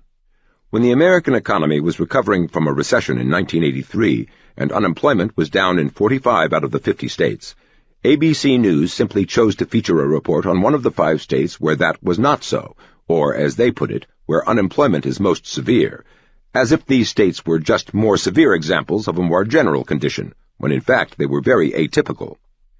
Filtering can also take the form of incessantly reporting data showing blacks or other non-white groups as being worse off than whites in income, rejection of mortgage loan applications, or layoffs during economic downturns, and not reporting that whites are in all these same respects worse off than another non-white group, Asian Americans. Even when data are available for all these groups, Asian Americans tend to be filtered out in news stories that are de facto editorials, whose clear thrust is that white racism is the reason for the lower incomes or lower occupational status or other misfortunes of non-white groups. Including Asian Americans in these comparisons would not only introduce a discordant note, it would raise the possibility that these various groups differ in their own behavior or performances, contrary to implicit assumptions, and that such differences are reflected in the outcomes being studied.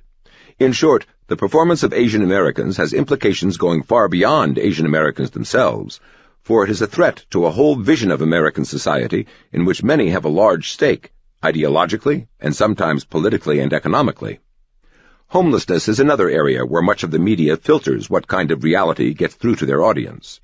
During his time at CBS News, Bernard Goldberg noticed the difference between what he saw on the street and what was being broadcast on television. In the 1980s, I started noticing that the homeless people we showed on the news didn't look very much like the homeless people I was tripping over on the sidewalk. The ones on the sidewalk, by and large, were winos or drug addicts or schizophrenics. They mumbled crazy things or gave you the evil eye when they put paper coffee cups in your face and asked for money. But the ones we liked to show on television were different. They looked as if they came from your neighborhood and mine. They looked like us. And the message from TV news was that they didn't just look like us, they were like us. On NBC, Tom Brokaw said that the homeless are people you know. If the homeless tend to be sanitized in television news, businessmen tend to be demonized in movies and television dramas, as another study found. Only 37% of the fictional entrepreneurs played positive roles, and the proportion of bad guy businessmen was almost double that of all other occupations. What's more, they were really nasty, committing 40% of the murders and 44% of the vice crimes. Only 8% of primetime criminals were black. In real life, as well as in fiction, what was presented to television audiences was highly atypical of what existed in the real world. During the period studied, 6% of the people with AIDS shown on the evening news were gay men, but in real life, 58% were gay men. On TV, 16% were blacks and Hispanics, but in real life, 46% were black or Hispanic. On TV, 2% of the AIDS sufferers were IV drug users. In real life, 23% were. This creation of a picture reflecting the vision of the anointed, rather than the realities of the world, extends to textbooks used in schools. Publishers such as McGraw-Hill, for example, have percentage guidelines as to how many of the people shown in photographs in their textbooks have to be black, white, Hispanic, and disabled. Moreover, the way these individuals are portrayed must also reflect the vision of the anointed. According to the Wall Street Journal, one major publisher vetoed a photo of a barefoot child in an African village on the grounds that the lack of footwear reinforced the stereotype of poverty on that continent. In short, the painfully blatant reality of desperate poverty in much of Africa is waved aside as a stereotype because it does not fit the vision to be portrayed, even if it does fit the facts. Suppressing facts. One of the historic examples of suppressing facts was the reporting and non-reporting of the Soviet Union's government-created famine in the Ukraine and the North Caucasus that killed millions of people in the 1930s. New York Times Moscow correspondent Walter Duranty wrote, "There is no famine or actual starvation, nor is there likely to be."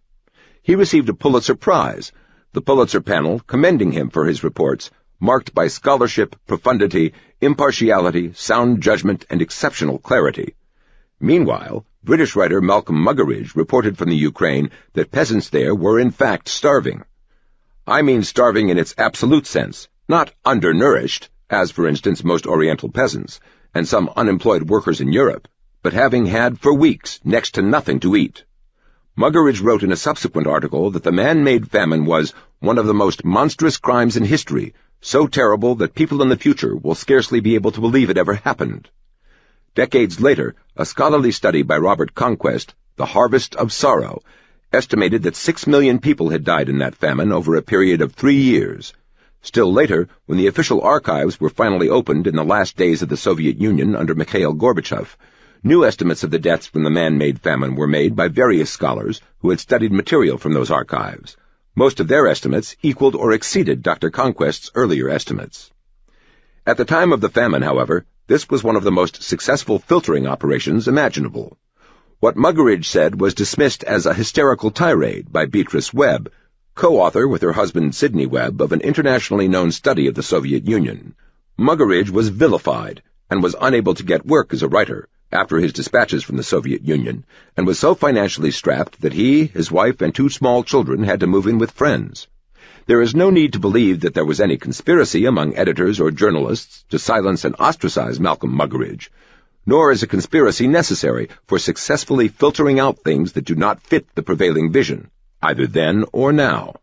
Except for Muggeridge and a very few other people, a famine deliberately used to break the back of resistance to Stalin, killing a comparable or larger number of people as those who died in the Nazi Holocaust, would have been filtered completely out of history instead of being merely ignored, as it usually is today.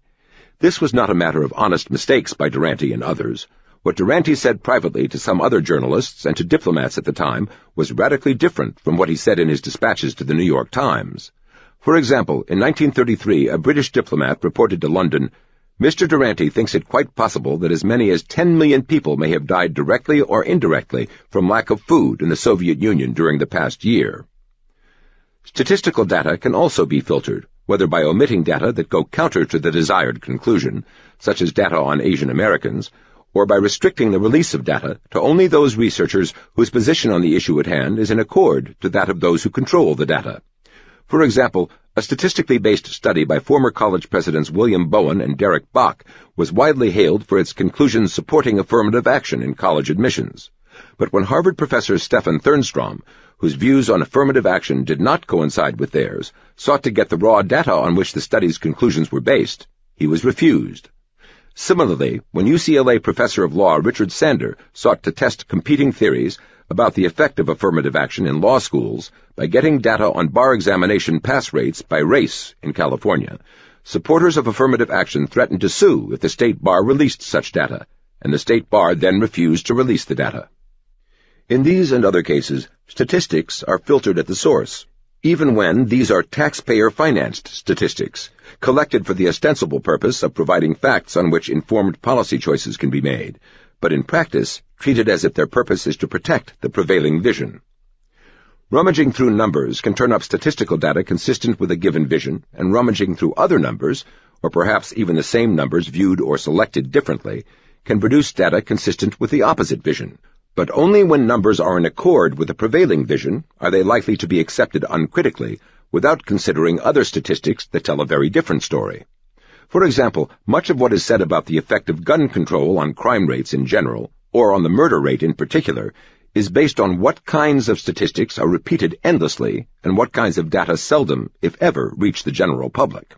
It has, for example, been repeated endlessly in the media and in academia that Britain and various other countries with stronger gun control laws than those in the United States have murder rates that are only a fraction of the murder rate in the United States, the clear implication being that it is the gun control which accounts for the difference in murder rates. Having reached this conclusion, most of the intelligentsia have seen no reason to proceed further. But a serious attempt to test the hypothesis of an inverse relationship between restricted gun ownership and the murder rate would make other comparisons and other breakdowns of statistical data necessary. For example, 1. Since we know that murder rates are lower in some countries with stronger gun control laws than in the United States, are there other countries with stronger gun control laws than the United States that have higher murder rates? 2. Are there countries with widespread gun ownership which have lower murder rates than some other countries with lower gun ownership rates? 3. Did the murder rate differential between the United States and Britain originate with the onset of gun control laws? Those who were content to stop when they found the kinds of statistics they were looking for were unlikely to ask such questions. The answers to these 3 questions, incidentally, are yes, yes, and no. Russia and Brazil have tougher gun control laws than the United States, and much higher murder rates. Gun ownership rates in Mexico are a fraction of what they are in the United States, but Mexico's murder rate is more than double that in the United States. Handguns are banned in Luxembourg, but not in Belgium, France, or Germany, yet the murder rate in Luxembourg is several times the murder rate in Belgium, France, or Germany. An international statistical study found that Switzerland, Israel, and New Zealand have relatively lax gun control laws and/or high firearms availability, yet have homicide rates that differ little from those in England or Japan, which is to say, homicide rates a fraction of those in the United States. New York City has had a murder rate some multiple of the murder rate in London for more than 2 centuries, and for most of those 2 centuries, neither place had serious gun control laws. Murders committed without guns have also been several times as high in New York as in London. Nevertheless, the fact that the murder rate in England is lower than that in the United States continues to be cited as proof that gun control laws reduce the murder rate. Considering how many intellectuals have not only supported existing gun control laws, but have actively promoted more and stronger gun control laws, it can hardly be supposed that all these highly educated and very brainy people were incapable of performing very straightforward tests of the hypothesis of an inverse correlation between gun control and murder rates. Nor need we suppose that they knew better and were deliberately lying. What seems far more likely is that, once they found statistics to support their preconception, they had no incentive to go any further. Just as it is hard to find any consistent correlation between gun ownership and violent crime rates internationally, it is hard to find any such correlation from historical statistics within the United States. As one study noted, the United States experienced an extraordinary increase in violent crime in the 1960s and 1970s, and a remarkable drop in violent crime in the 1990s. The number of firearms, especially handguns, in private hands increased by several million every year during this period. The relentless growth in the privately held stock of firearms cannot explain both the crime wave of the first period and the crime drop of the second period. Individual ad hoc filtering of what gets through to the media to the public can readily add up to as complete a distortion of reality as if there were a conscious coordination by a heavy-handed censorship or propaganda agency, if those individual journalists and editors who do the filtering share the same general vision of what is and what ought to be. What seems plausible to those who share that vision can become the criterion of both believability and newsworthiness. Plausibility, however, is the most treacherous of all criteria, for what will seem plausible in a particular case depends on what one already believes in general. It is not necessary for either individuals or a cabal to work out a plan of deliberate deception for filtering of information to produce a distorted picture that resembles the vision of the anointed, rather than the reality of the world.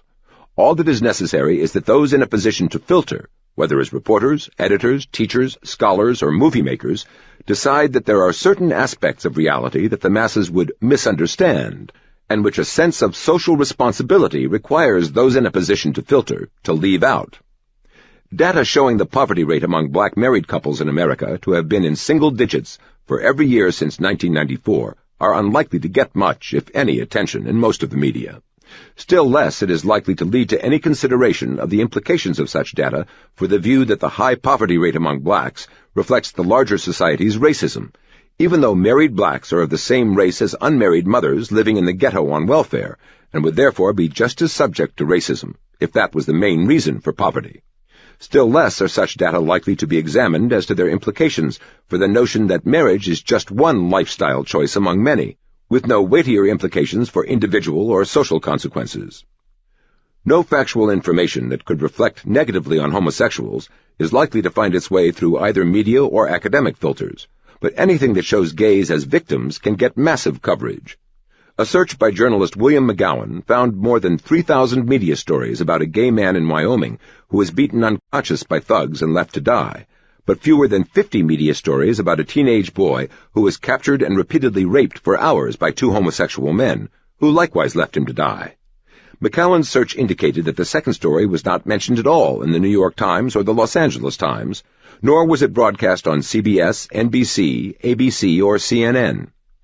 Despite an abundance of statistical data being published on virtually every conceivable comparison among groups, no data on the average lifespan of homosexuals compared to the national average, the cost of AIDS to the taxpayers compared to the cost of other diseases, much less a comparison of the incidence of child molestation among heterosexual and homosexual men, is likely to find its way through the filters of the intelligentsia to reach the public, even though there is a well-known national organization openly promoting homosexual relations between men and boys. Conceivably, data on such matters might lay to rest some concerns about homosexuality expressed in some quarters, but few among the intelligentsia seem prepared to risk what the data might show, if not filtered out. In this, as in many other cases, it is too much for some to gamble the fate of a vision on a roll of the dice, which is what empirical verification amounts to for those dedicated to a vision. This is especially true for reporters who are themselves homosexual, and there are enough such reporters to have a National Lesbian and Gay Journalists Association. One homosexual reporter, who has worked for the Detroit News and the New York Times, knew about the role of public bathhouses frequented by gay men in spreading AIDS, but decided not to write about it because I was hesitant to do a story that would give comfort to our enemies. Nor is this attitude peculiar to homosexual reporters. Journalists hired under a diversity rationale as representatives of blacks, Hispanics, or women have the same conflict between reporting news and filtering news for the benefit of the group they were hired to represent. A black reporter for the Washington Post, for example, wrote in her memoirs that she saw her role as being a spokeswoman for the race, and she excoriated a fellow black reporter on the Washington Post for writing about corruption in the local D.C. government, where black officials predominate. The National Association of Hispanic Journalists has long cautioned journalists against using the word illegal in copy and headlines about people who cross the border into the United States without authorization, according to the Washington Times. The practice is dehumanizing and stereotypes undocumented people who are in the United States as having committed a crime, said Joseph Torres, the group's president. In short, the first loyalty of many journalists is not to their readers or television audiences who seek information from them, but to protecting the image and interests of the groups they represent under a diversity hiring rationale. Such journalists are also under peer pressure to filter the news, rather than report the facts straight. Conversely, information or allegations reflecting negatively on individuals or groups seen less sympathetically by the intelligentsia pass rapidly into the public domain with little scrutiny and much publicity. Two of the biggest proven hoaxes of our time have involved allegations of white men gang-raping a black woman, first the Tawana Brawley hoax of 1987, and later the false rape charges against 3 Duke University students in 2006. In both cases, editorial indignation rang out across the land without a speck of evidence to substantiate either of these charges. Moreover, the denunciations were not limited to the particular men accused, but were often extended to society at large, of whom these men were deemed to be symptoms or the tip of the iceberg. In both cases, the charges fit a pre-existing vision, and that, apparently, made mundane facts unnecessary. Another widely publicized hoax, one to which the President of the United States added his sub-hoax, was a 1996 story appearing in USA Today under the headline, "Arson at Black Churches Echoes Bigotry of the Past." There was, according to USA Today, an epidemic of church burning targeting black churches. Like the gang rape hoaxes, this story spread rapidly through the media. The Chicago Tribune referred to an epidemic of criminal and cowardly arson, leaving black churches in ruins. As with the gang rape hoaxes, comments on the church fire stories went beyond those who were supposed to have set these fires to blame forces at work in society at large. Jesse Jackson was quoted in the New York Times as calling these arsons part of a cultural conspiracy against blacks, which reflected the heightened racial tensions in the South that had been exacerbated by the assault on affirmative action and the populist oratory of Republican politicians like Pat Buchanan. Time magazine writer Jack White likewise blamed the coded phrases of Republican leaders for encouraging the arsonists. Columnist Barbara Reynolds of USA Today said that the fires were an attempt to murder the spirit of black America. New York Times columnist Bob Herbert said, "The fuel for these fires can be traced to a carefully crafted environment of bigotry and hatred that has developed over the last quarter-century." As with the gang rape hoaxes, the charges publicized were taken as reflecting on the whole society, not just those supposedly involved in what was widely presumed to be arson, rather than fires that break out for a variety of other reasons. Washington Post columnist Dorothy Gilliam said that society, in effect, was giving these arsonists permission to commit these horrible crimes. The climax of these comments came when President Bill Clinton, in his weekly radio address, said that these church burnings recalled similar burnings of black churches in Arkansas when he was a boy. There were more than 2,000 media stories done on the subject after the president's address. This story began to unravel when factual research showed that, 1. No black churches were burned in Arkansas while Bill Clinton was growing up. 2. There had been no increase in fires at black churches, but an actual decrease over the previous 15 years. 3. The incidence of fires at white churches was similar to the incidence of fires at black churches. And 4. Where there was arson, 1/3 of the suspects were black. However, retractions of the original story, where there were retractions at all, typically were given far less prominence than the original banner headlines and heated editorial comments. Stories that reflect adversely on America can spread rapidly through the media, with little evidence and less skepticism, whether these are racial stories or not. For example, Dan Rather began the CBS News broadcast of March 26, 1991, by proclaiming, "A startling number of American children in danger of starving." He added, "1 out of 8 American children under the age of 12 is going hungry tonight. That is the finding of a new 2-year study." Despite the portentous word study, this was all based on 5 questions asked by a radical advocacy group which classified as hungry children whose parents answered yes to 5 out of 8 questions. 2 of these questions did not even deal with children, but asked about the eating habits of adults. One of the questions about children was, "Do you ever rely on a limited number of foods to feed your children because you are running out of money to buy food for a meal?" In other words, did you ever fill them up with hot dogs when you would have preferred to have given them more of a variety of foods? It is a long way from ever to every night, and a still longer way from a limited variety of foods to hunger, much less starvation. But verbal virtuosity papered over such distinctions. Nor was Dan Rather unique. Hunger in America became a theme of news and commentary elsewhere in the media. Newsweek, the Associated Press, and the Boston Globe were among those who repeated the 1 in 8 statistic from this study. Meanwhile, when actual flesh and blood people were examined by the Centers for Disease Control and the U.S. Department of Agriculture, no evidence of malnutrition among Americans with poverty-level incomes was found. No evidence of malnutrition among Americans with poverty-level incomes was found, nor any significant difference in their intake of vitamins and minerals from that among people in higher income brackets. The only real difference among people in different income brackets was that being overweight was much more prevalent among the poor than among the affluent. But, as in other contexts, when a story fits the vision, people in the media do not always find it necessary to check whether it also fits the facts. Fictitious people. Filtering and slanting can create not only fictitious facts, but also fictitious people. This is obvious in the case of totalitarian dictatorships, where mass-murdering tyrants are depicted in official propaganda as kindly, wise, and all-caring leaders of their people, while all those who might oppose the dictator at home or abroad are depicted as the lowest sorts of villains. But something very similar can happen in free democratic nations without any official propaganda agency, but with an intelligentsia bent on seeing the world in a particular way. Perhaps the most striking example in 20th century America of a fictitious persona being created for a public figure without any conscious coordination among the intelligentsia was that of Herbert Hoover. Hoover's misfortune was to be President of the United States when the stock market crash of 1929 was followed by the beginning of the Great Depression of the 1930s. Had he never become president, Herbert Hoover could have gone down in history as one of the greatest humanitarians of the century.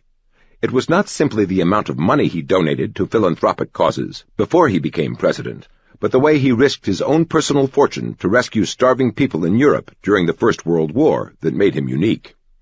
Because the blockades, destruction, and disruptions of the war had left millions of people across Europe suffering from hunger, or even starving, Hoover formed a philanthropic organization to get food to them on a massive scale. However, realizing that if he operated in the usual way, by first raising money from donations and then buying the food, people would be dying while he was raising money. Hoover bought the food first, putting his own personal fortune at risk if he could not raise the money to pay for it all. Eventually, enough donations came in to cover the cost of the food, but there was no guarantee that this would happen when he began.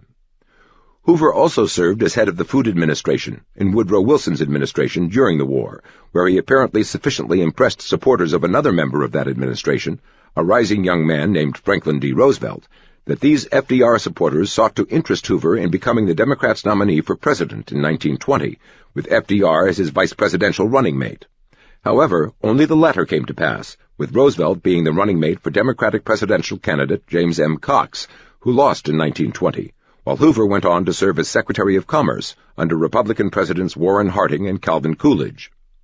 So much for the real Herbert Hoover.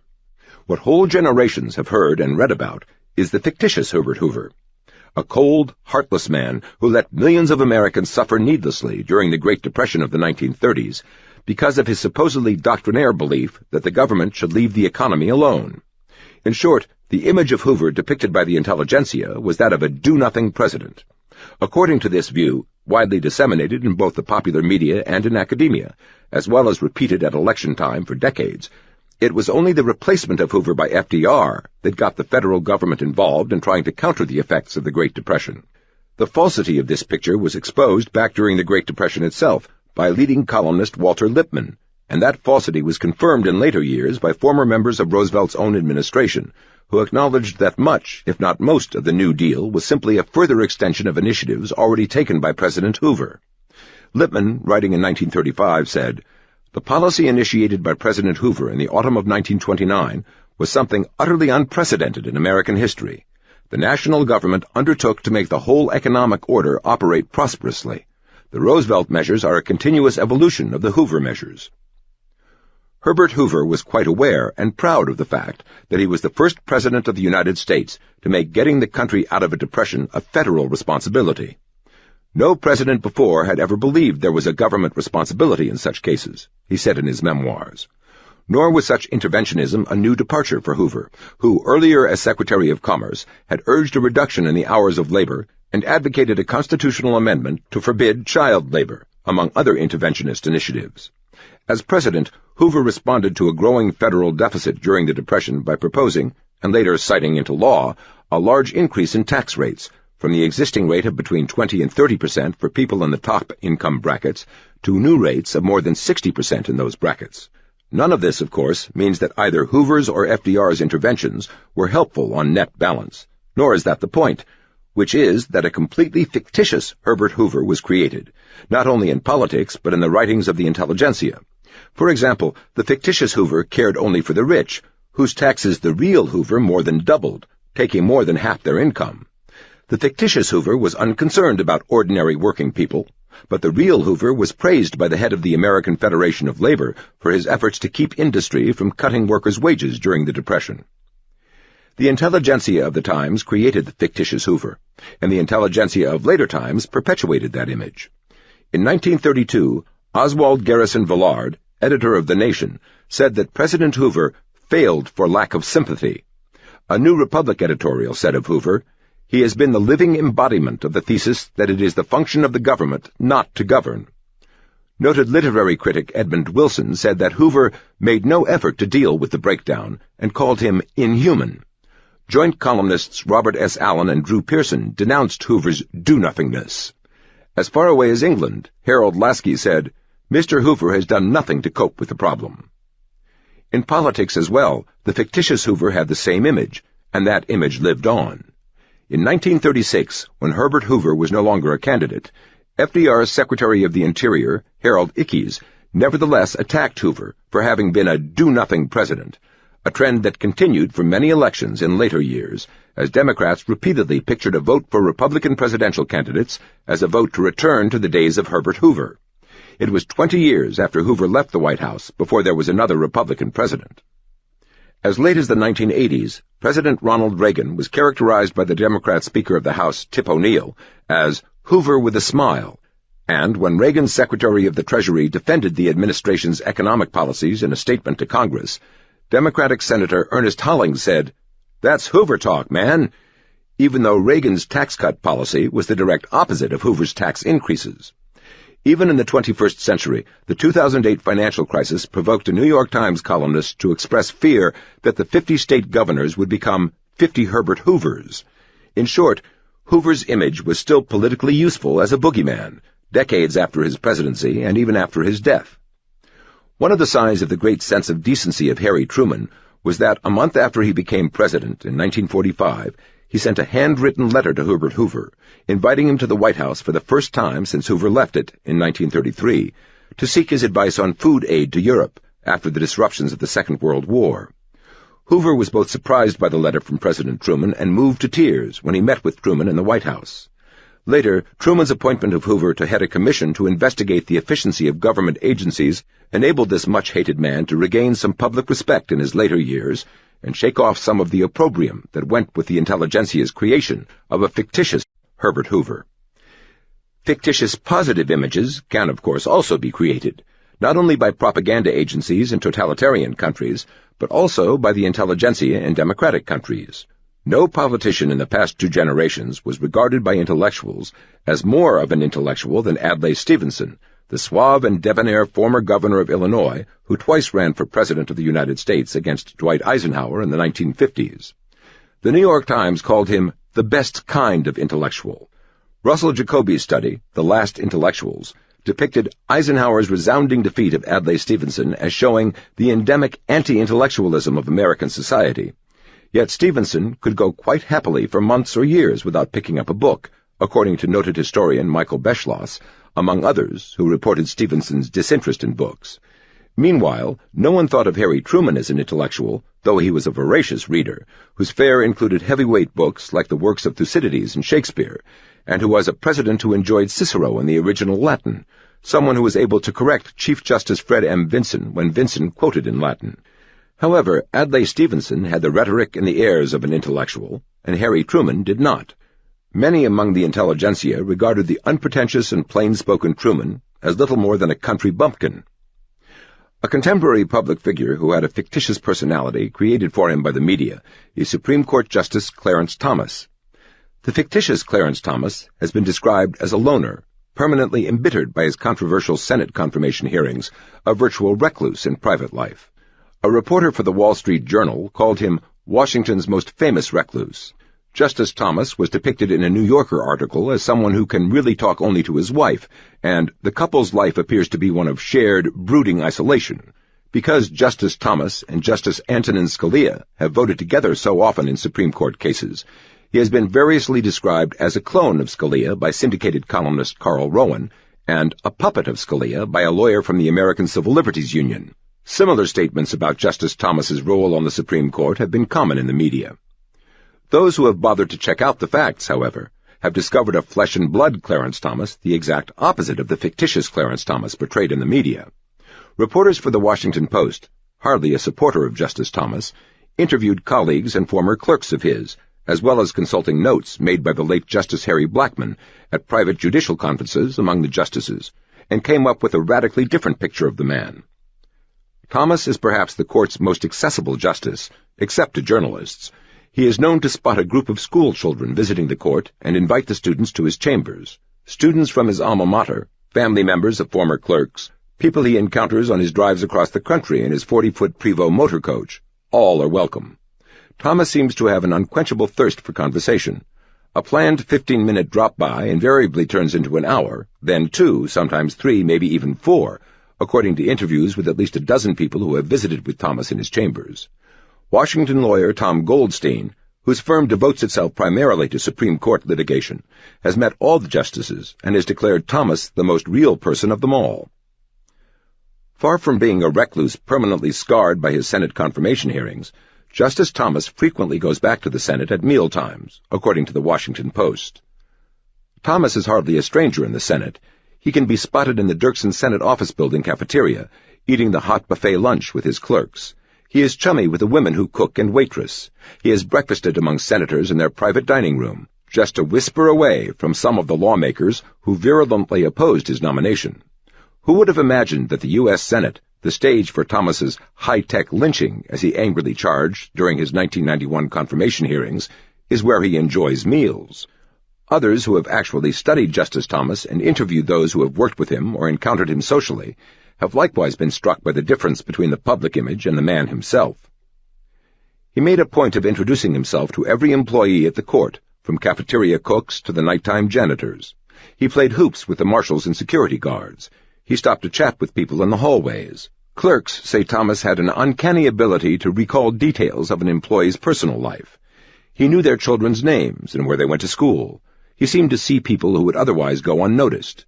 Stephen Smith, a former clerk, recalls an instance when Thomas, on a tour of the maritime courts in 1993 or 1994, was talking to a group of judges.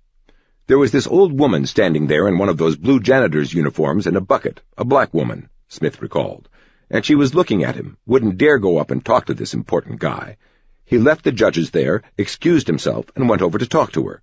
He put out his hand to shake her hand, and she threw her arms around him and gave him a big bear hug.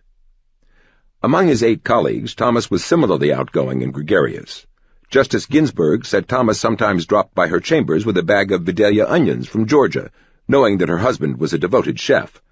"A most congenial colleague," said Ginsburg of Thomas.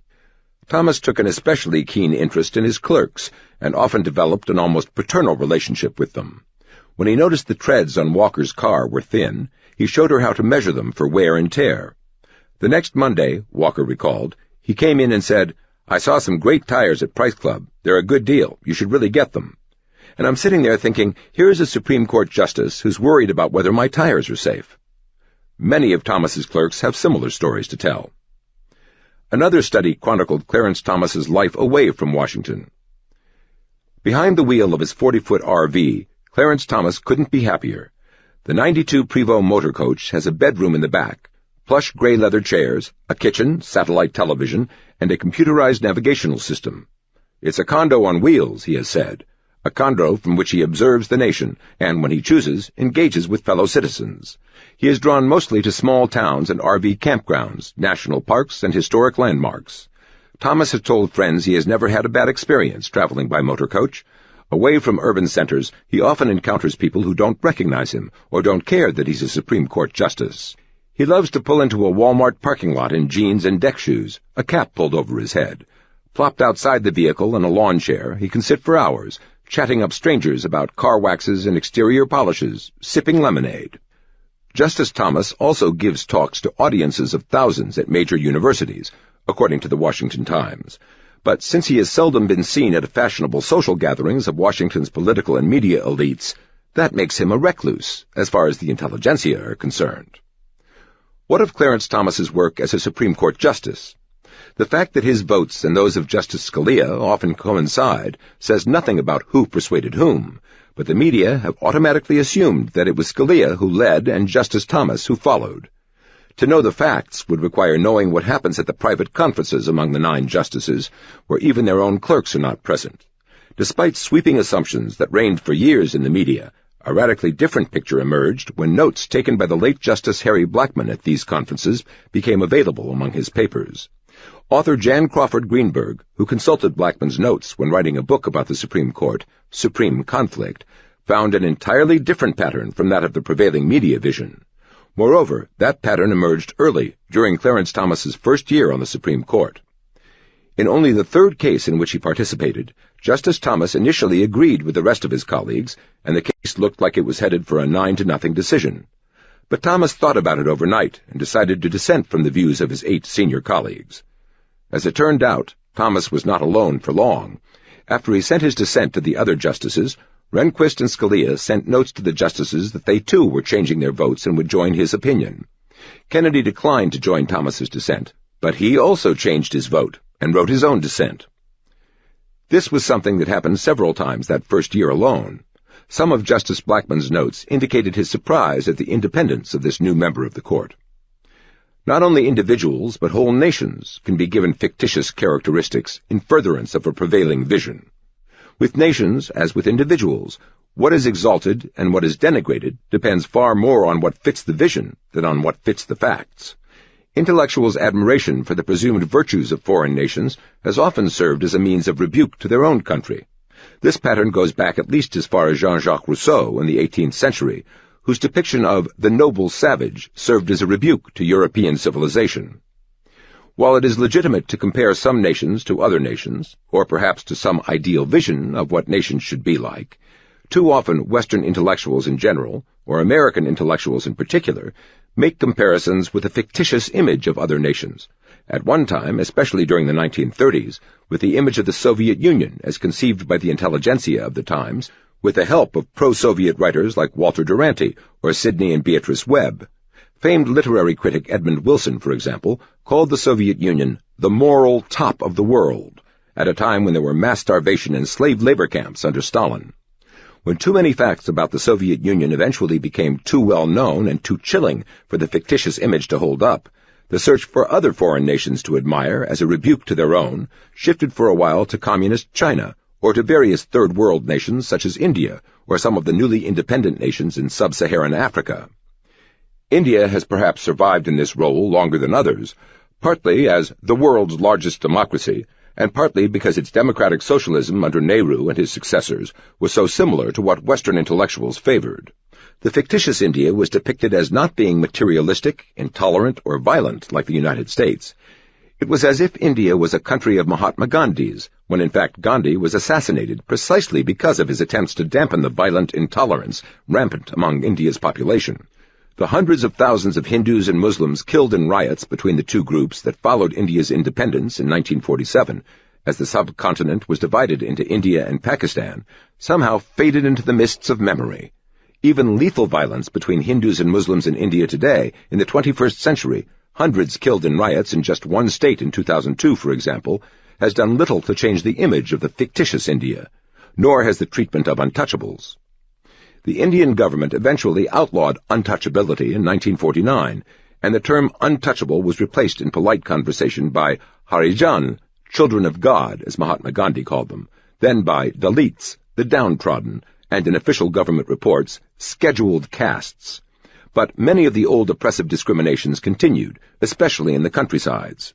Years after racial lynchings had become a thing of the past in the United States, the Indian publication The Hindu in 2001 reported that attacks and even massacres of men, women, and children belonging to the lowest rungs of the social order were still a regular feature in most parts of the country. Such practices are not universal across India today.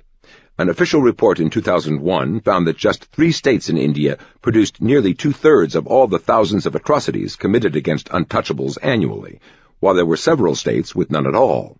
But where atrocities against untouchables continue, they are indeed atrocities.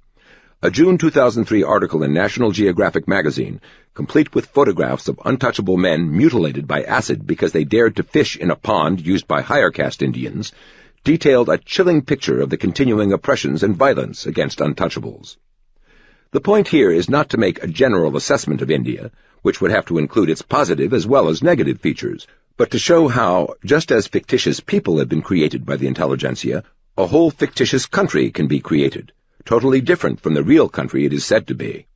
Indeed, many such fictitious countries have been created over many generations by intellectuals disdaining their own countries. Paul Hollander's book, Political Pilgrims, a study of intellectuals whose visits to communist countries like the Soviet Union, China, and Cuba produced glowing accounts of those totalitarian societies, attributes part of the reason to an asymmetry of information. The unavailability of unflattering visual information about the most repressive police states, visited by intellectuals, contrasts with the vivid images of the worst aspects of their societies. False interpretation of facts are to some extent inevitable, given the limitations of information and the limitations of human beings. But the creation of fictitious people and fictitious nations goes beyond that, especially when the intelligentsia who are in the business of gathering and disseminating information reach sweeping conclusions in the absence of information or in defiance of information that is available. Facts about India, including its treatment of untouchables, are freely reported in the media there, and there are even official Indian government reports on the atrocities committed against untouchables. For that matter, there were unhappy facts readily available about life in 18th century Russia under the despotism of the Tsars, when Voltaire and others wrote favorably about that regime. The crucial factor does not seem to be what information is available, but the predispositions, the vision, with which intellectuals approach the available information, whether information about nations or information about individuals. Certainly there have been no serious barriers to information about American public figures who have been either exalted or denigrated by intellectuals. Often fictitious individuals and nations have characteristics that are not merely different from, but the direct opposite of those of the flesh and blood people to whom they are supposed to correspond. With the various fictitious personas which have been created for public figures in foreign countries by the intelligentsia, the only consistency has been a consonance with the intelligentsia's vision of the world, and of themselves in that world, leading them to exalt or denigrate according to whose views coincide with or differ from their own, exaltation and denigration often taking the place of facts and analysis about individuals and the issues with which they are involved. Verbal cleansing. The numerous filters at work in both the media and in academia are not random. They reflect a common vision and filter out innumerable things that could threaten that vision. The verbal virtuosity of the intellectuals filters words as well as facts through what might be called verbal cleansing, much like ethnic cleansing. Words which have acquired particular connotations over the years from the experiences of millions of people in successive generations now have those connotations systematically stripped away by a relatively small number of contemporary intellectuals, who simply substitute different words for the same things until the new words replace the old in the media. Thus, bums has been replaced by the homeless, swamps by wetlands, and prostitutes by sex workers, for example.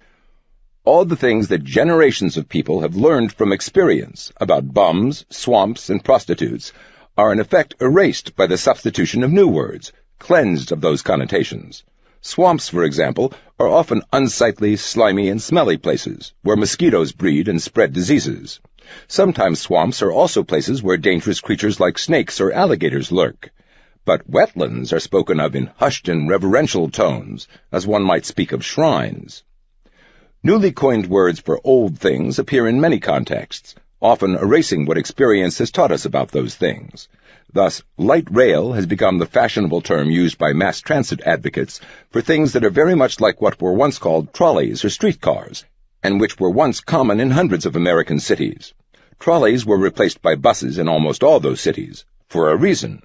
But now the inconveniences and inefficiencies of trolleys vanish into thin air when they are presented as that new-sounding thing called light rail, whose prospective wonders can be described in glowing terms by city planners and other advocates, secure against experience rearing its ugly head through memories or histories of the decline and fall of the trolley car.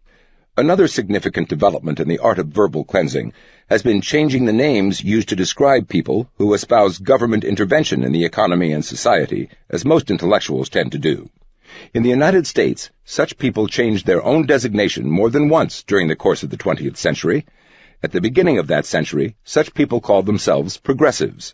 However, by the 1920s, experience had led American voters to repudiate progressivism and to elect national governments with a very different philosophy throughout that entire decade. When the Great Depression of the 1930s again brought to power people with the government intervention philosophy, many of whom had served in the progressive Woodrow Wilson administration, they now changed their name to liberals, escaping the connotations of their earlier incarnation, much as people escape their financial debts through bankruptcy. The long reign of liberalism in the United States, which lasted with few interruptions from President Franklin D. Roosevelt's New Deal in the 1930s through President Lyndon B. Johnson's Great Society of the 1960s, ultimately ended with liberalism being so discredited that later presidential and other political candidates with long records of liberalism rejected that label, or rejected labeling altogether as somehow misleading or unworthy. By the end of the 20th century, many liberals began calling themselves progressives, thus escaping the connotations which liberalism had acquired over the years, but which connotations no longer applied to the word progressive, which was from an era too far in the past for most people to associate any experience with that word. On October 26, 1988, a long list of leading intellectuals, including John Kenneth Galbraith, Arthur Schlesinger Jr., Daniel Bell, and Robert Merton, among others, signed an advertisement in the New York Times protesting what they called President Ronald Reagan's vilifying one of our oldest and noblest traditions by making liberal and liberalism terms of opprobrium. Reverting to the original meaning of liberalism as the freedom of individuals to attain their fullest development, the advertisement did not even recognize, much less defend, what liberalism had come to mean in practice: widespread government interventions in the economy and social engineering. Whatever the merits or demerits of those interventions, these were the actual policies advocated and carried out by contemporary liberals, regardless of what the original dictionary definition of the word liberal might have meant in times past. But the impassioned advertisement did not even consider the possibility that the actual track record of liberals when in power might have had more to do with the term becoming one of opprobrium than the criticisms made by those with a different philosophy. Moreover, it was presented as something odd and unworthy that conservatives like Ronald Reagan would criticize liberals, as liberals so often criticized conservatives like President Reagan. Just as people who criticize liberalism on the basis of the actual behavior of liberals are accused of being against liberalism in its dictionary definition, so people who criticize the actual behavior of intellectuals are often accused of being anti-intellectual, in the sense of being against intellectual pursuits themselves. Richard Hofstadter's well-known book, Anti-Intellectualism in American Life, equated the two things, both in its title and in its text, where he referred to the national disrespect for mind and the qualities in our society that make intellect unpopular. New York Times columnist Nicholas D. Kristof was one of the many who wrote of the anti-intellectualism that has long been a strain in American life. Even distinguished scholar Jacques Barzun said, "Intellect is despised," though he himself has been critical of intellectuals, without being someone who despised intellect. Nor did he find it necessary to try to show that scientists or engineers were despised by most Americans, or even by those who were highly critical of the track record of intellectuals, in the sense of people whose work begins and ends with ideas. Objectivity versus impartiality. Verbal virtuosity has enabled many intellectuals to escape responsibility for filtering reality to create a virtual reality, more closely resembling their vision. Some among the intelligentsia inflate to insoluble levels the problem of choosing between filtering and non-filtering, and then dismiss critics as expecting the impossible, namely, perfect objectivity or complete impartiality. None of us are objective, according to the New York Times public editor. Of course no one is objective or impartial. Scientific methods can be objective, but individual scientists are not, and need not be. For that matter, mathematicians are not objective, but that does not mean that quadratic equations or the Pythagorean theorem are just matters of opinion. Indeed, the whole point of developing and agreeing to objective scientific methods is to seek reliable information, not dependent upon the subjective beliefs or predilections of particular individual scientists, or on any hope that most scientists would be personally objective. If scientists themselves were objective, there would be little need to spend time and effort to work out and agree upon objective scientific methods. Even the most rigorous scientist is not objective as a person, or impartial in scientific pursuits. Scientists studying the growth of cancer cells in human beings are clearly not impartial as between the life of those cancers and the lives of human beings. Cancers are not studied just to acquire academic information, but precisely in order to learn how best to destroy existing cancers, and, if possible, prevent new cancers from coming into existence, in order to reduce human suffering and prolong human life. There could hardly be any activity more partial. What makes this activity scientific is that it uses methods devised to get at the truth, not to support one belief or another. On the contrary, scientific methods which have evolved to put competing beliefs to the test of facts implicitly recognize how ill-advised it would be to rely on personal objectivity or impartiality among scientists. Although J.A. Schumpeter said, "The first thing a man will do for his ideals is lie," he also said that what makes a field scientific are rules of procedure which can crush out ideologically conditioned error from an analysis. Such rules of procedure are an implicit recognition of the unreliability of personal objectivity or impartiality. A scientist who filtered out facts contrary to some preferred theory of cancer would be regarded as a disgrace and discredited, while an engineer who filtered out certain facts in building a bridge could be prosecuted for criminal negligence if that bridge collapsed as a result with people on it. But those intellectuals whose work has been analogized as social engineering face no such liability. In most cases, no liability at all, if their filtering out of known facts leads to social disasters. That so many intellectuals could use the unattainability of personal objectivity and impartiality as a reason to justify their own filtering of facts and make their arguments seem plausible shows again that they have much intellect and much verbal virtuosity, even if they do not always have much wisdom. Ultimately, the issue is not, as so often misstated, a question of being fair to those on both sides of an issue. What is far more important is being honest with the reader, who, after all, has usually not paid to learn about the psyche or ideology of the writer, but to acquire some information about the real world. As Jean-François Revel put it, "I did not spend 60 pesetas to be informed of the vibrations unleashed in this Spanish correspondent's soul." Intellectuals who take it upon themselves to filter facts in the interest of their own vision are denying to others the right they claim for themselves, to look at the world as it is and reach their own conclusions. Having an opinion or expressing an opinion is radically different from blocking information from reaching others who could form their own opinions. Subjective truth. Truth, empirical facts or compelling logic, is an enemy of dogmas, and one dealt with as an enemy by small but growing numbers of modern intellectuals, demonstrating again the divergence between intellectual standards and the self-serving interests of intellectuals. It is not simply particular truths that are attacked or evaded, but in many cases the very concept of truth itself. The discrediting of truth as a decisive criterion has been attempted systematically by some with deconstruction, or ad hoc by others with assertions of what is my truth versus your truth, as if truth could be made private property, when its whole significance is in interpersonal communication. For example, when Robert Reich was challenged on the factual accuracy of his published accounts of various meetings that had been videotaped by others, showing situations radically different from what he had described in his book, his reply was, "I claim no higher truth than my own perceptions." If truth is subjective, then its entire purpose becomes meaningless. However, that may seem to some to be a small price to pay in order to preserve a vision on which many intellectuals' sense of themselves and of their role in society depends. The seeming sophistication of the notion that all reality is socially constructed has a superficial plausibility, but it ignores the various validation processes which test those constructions. Much of what is said to be socially constructed has been in fact socially evolved over the generations and socially validated by experience. Much of what many among the intelligentsia propose to replace it with is in fact constructed, that is, created deliberately at a given time and place, and with no validation beyond the consensus of like-minded peers. If facts, logic, and scientific procedures are all just arbitrary socially constructed notions, then all that is left is consensus.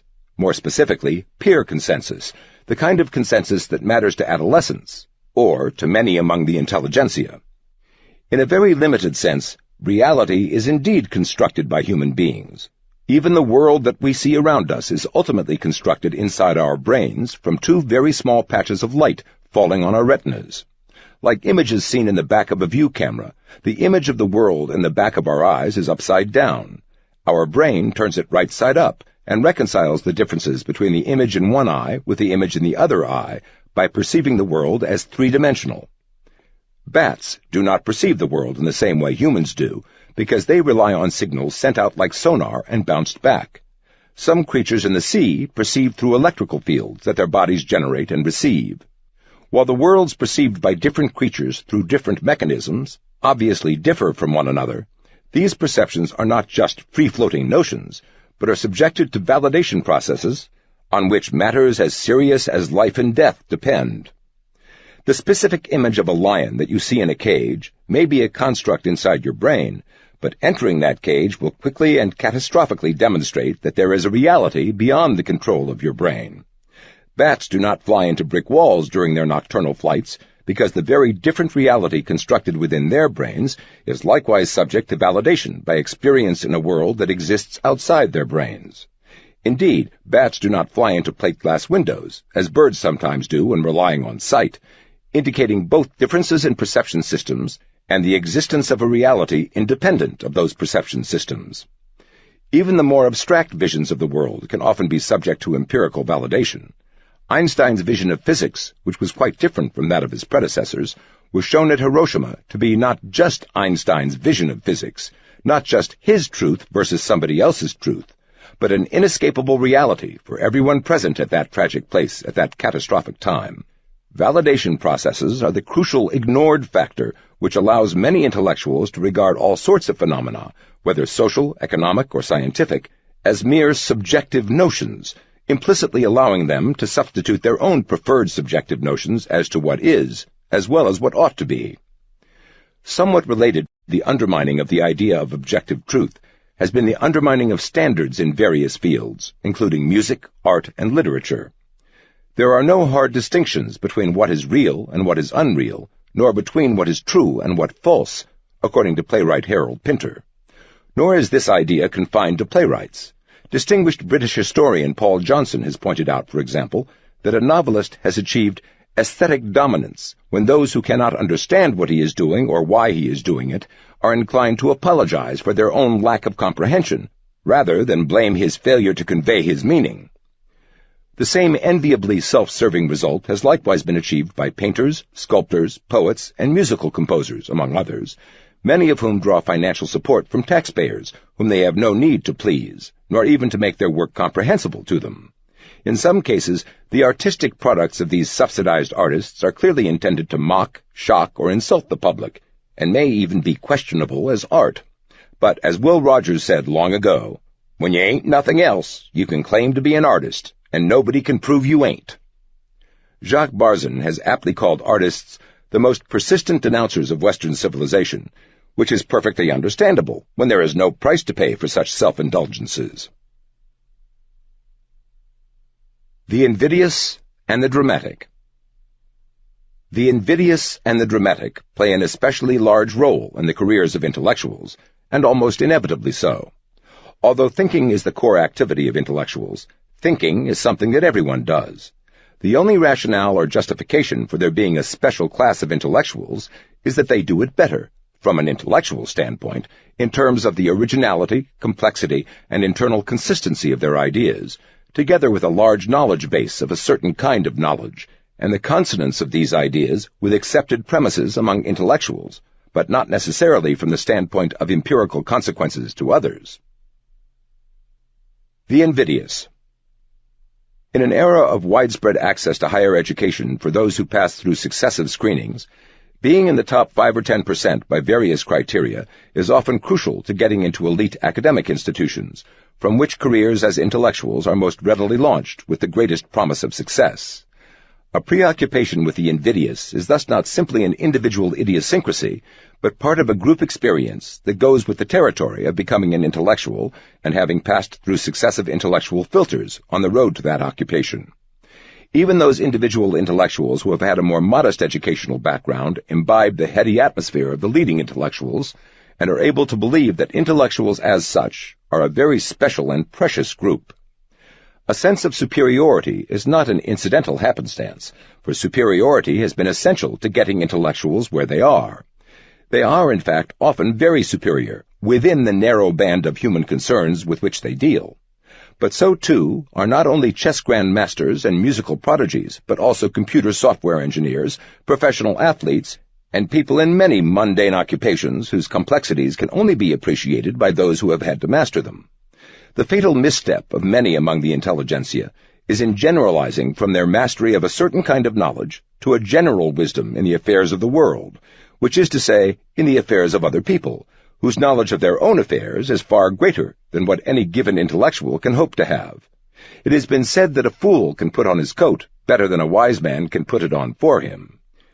Many intellectuals are so preoccupied with the notion that their own special knowledge exceeds the average special knowledge of millions of other people that they overlook the often far more consequential fact that their mundane knowledge is not even 1/10 of the total mundane knowledge of those millions. However, to many among the intelligentsia, transferring decisions from the masses to people like themselves is transferring decisions from where there is less knowledge to where there is more knowledge.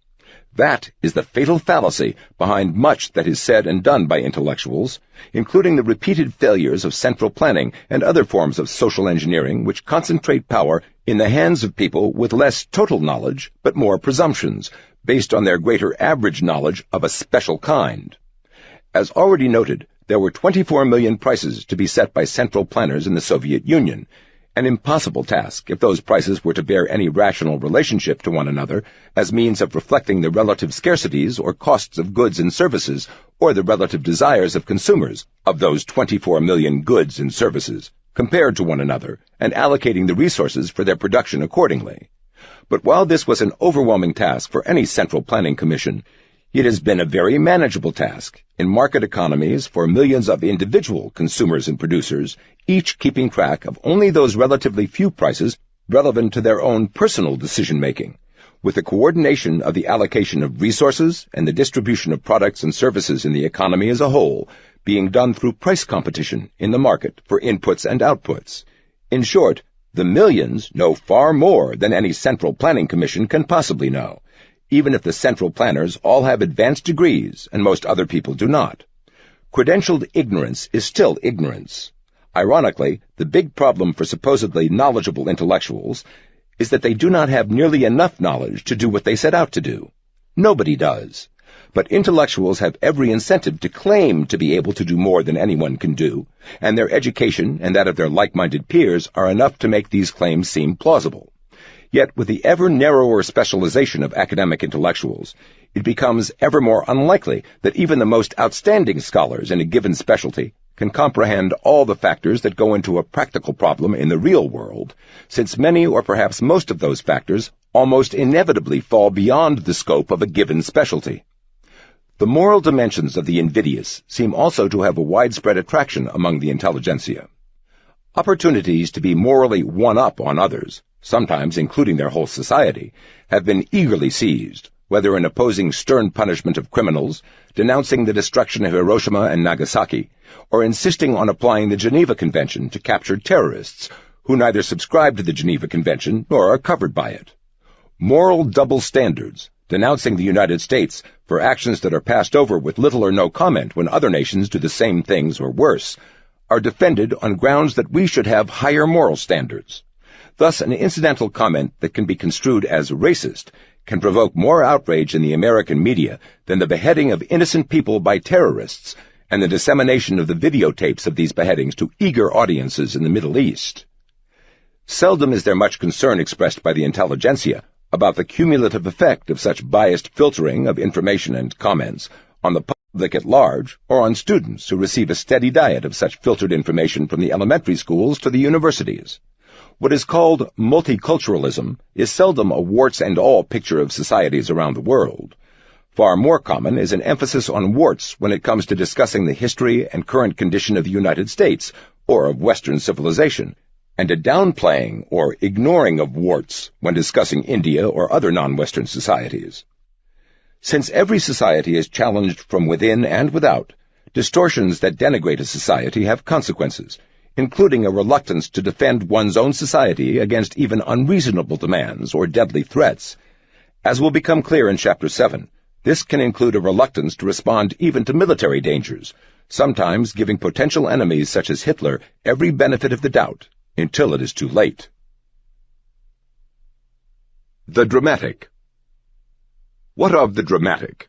The vision of the anointed lends itself to dramatic, categorical decisions, a proliferation of rights, for example, rather than to incremental trade-offs.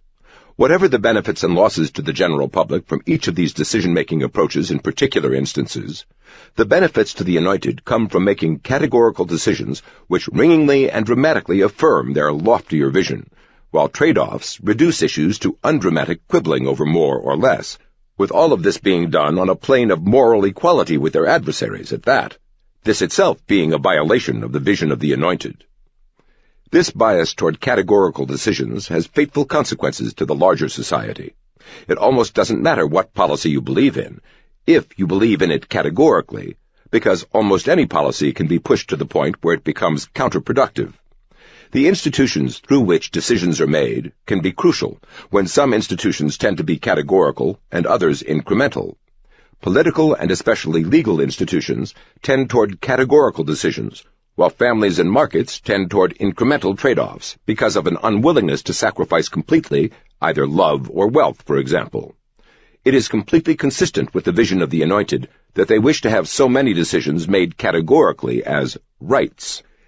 There are other reasons for a tendency toward the dramatic. It is worth noting again that those who are intellectuals in our sense are not dealing primarily with mathematics, science, medicine, or engineering, but with things like language, literature, history, or psychology. While the most routine saving of a human life by a doctor using common medical methods has a socially recognized importance, the mere recording of humdrum events does not make history or journalism interesting, much less important in the eyes of society or a path to distinction, acclaim, or influence for the individual intellectual conveying such information. It is exceptional individuals or momentous events that make history worth reading. In journalism, the adage, "dog bites man" is not news, but the reverse is, conveys the same point. In literature or psychology as well, it is the exceptional subject or the exceptional theory that gives importance to the practitioner or to the field itself. By contrast, a doctor who never does a thing outside the normal practice of medical science is nevertheless accorded recognition and respect for contributing to the health and saving the lives of fellow human beings. There need be no claim of originality or superiority to other doctors in order to receive both the material and moral rewards of the profession. However, in most of the fields in which the intelligentsia work, no such automatic importance is accorded. Only the new, the exceptional, or the dramatic puts the practitioner or the field on the map as far as public recognition is concerned. Indeed, even within these fields, complete mastery of the subject matter may mean little for a career in the academic world without some personal contribution to the development of the field. Hence the imperative among academics to publish or perish. Both the invidious process, which gives birth to intellectuals from exceptional individuals, and the incentives to continue to demonstrate one's exceptional nature contribute to a pattern summarized in Eric Hoffer's observation that the intellectual cannot operate at room temperature. The mundane cannot sustain them, as the mundane sustains people in fields where the mundane involves something widely recognized as vital in itself, such as health or economic production. Given the process which selects and rewards intellectuals, and the incentives they continue to face, it is understandable that their attention is drawn toward exceptional things that demonstrate their own specialness, and away from things that may be vital to others, but are too mundane to serve the interests of intellectuals. As noted in Chapter 3, most of the intelligentsia show little or no interest in what facilitates or impedes economic production, even though it is ultimately increased production which has relieved the mass poverty that intellectuals have been preoccupied with lamenting for centuries. Much of what is called poverty in the industrialized nations today would have been considered unbelievable prosperity by most people in times past, or in some contemporary Third World nations. But contemporary intellectuals who show little interest in such things are enormously interested in the relative shares of existing wealth that go to various segments of society, and in the ways and means of redistributing existing wealth, even though historically the growth of the economic pie, as it were, has done far more to reduce poverty than changing the relative sizes of the slices going to different segments of the population. Even whole societies created for the express purpose of changing the relative size of the slices, communist countries, for example, have done much less to reduce poverty than countries whose policies have facilitated the creation of a larger pie. It is difficult, if not impossible, to explain the widespread lack of interest in the creation of wealth by intellectuals who are forever discussing and bemoaning poverty, when ultimately increased wealth is the only thing that has cured mass poverty, without understanding that mundane solutions to even vital problems are not promoted by the incentives, constraints, and habits of intellectuals. To much of the intelligentsia, the solution to great problems like poverty involves great intellectual input, such as their own.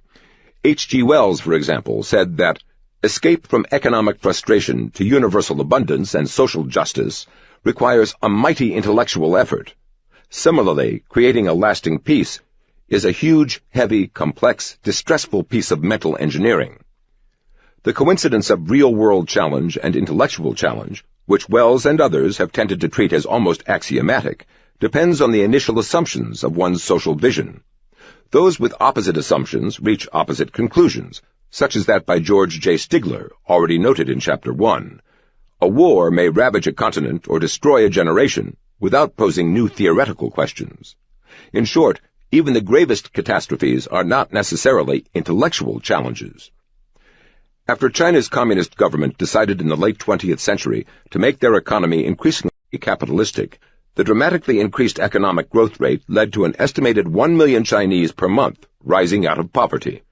Surely anyone genuinely interested in reducing poverty would be not only pleased but inquisitive as to how such a huge benefit could be achieved. Yet virtually none of the intellectuals who have been preoccupied with poverty for years has shown any real interest in the actual reduction of poverty through market mechanisms in China, India, or anywhere else. It did not happen in either the way they predicted or the way they preferred, so it was disregarded, as if it had not happened at all. Again, it is attitudes rather than principles that are manifested. Attitudes towards the kind of policies and institutions based on the prevailing views of intellectuals, versus the kinds of policies and institutions which have produced demonstrable results without reflecting or even considering the views of intellectuals. Journalists and others who write for a popular audience face additional incentives, and few constraints, to explain the world in terms which both their audience and often themselves find emotionally satisfying. Many issues are misconstrued, not because they are too complex for most people to understand, but because a mundane explanation is far less emotionally satisfying than an explanation which produces villains to hate and heroes to exalt. Indeed, the emotionally satisfying explanation may often be more complex than a mundane explanation that is more consonant with verifiable facts. This is especially true of conspiracy theories. Perhaps the classic example of a widespread preference for emotionally satisfying explanations has been the reaction of the American media, politicians, and much of the public to the changing prices, and in the 1970s, shortages, of gasoline. None of these events has required a level of economic sophistication going beyond that in any standard introductory economics textbook. Indeed, it has not been necessary to rise even to that level of sophistication in order to understand how supply and demand operate for a standard product like oil, traded on a massive scale in a vast world market, in which even companies called Big Oil in the United States have little or no control of the price. Nor does it require any breakthroughs on the frontiers to knowledge to understand how price controls on oil in the 1970s led to shortages of gasoline, when price controls have led to shortages of innumerable products in countries around the world, whether in modern societies or in the Roman Empire or ancient Babylon. None of these mundane explanations, however, has proved to be as popular or as prevalent in the media or in politics as the greed of oil companies.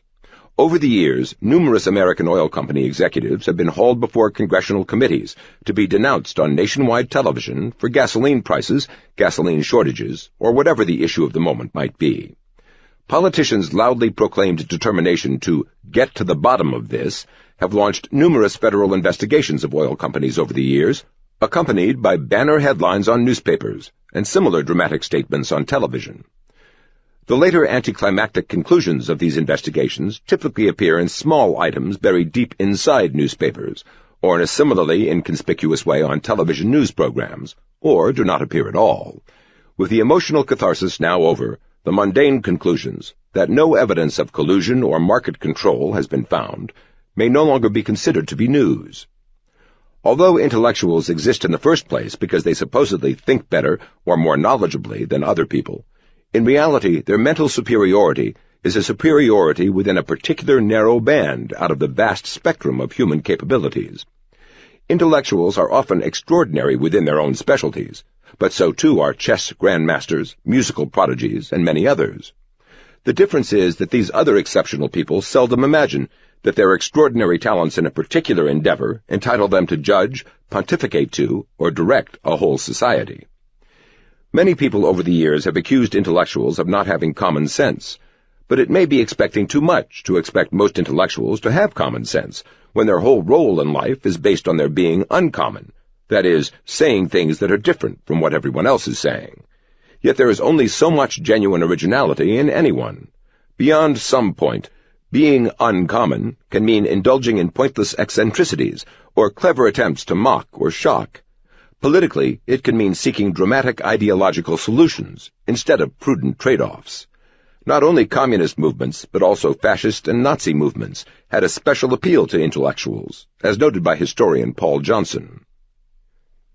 The association of intellectuals with violence occurs too often to be dismissed as an aberration.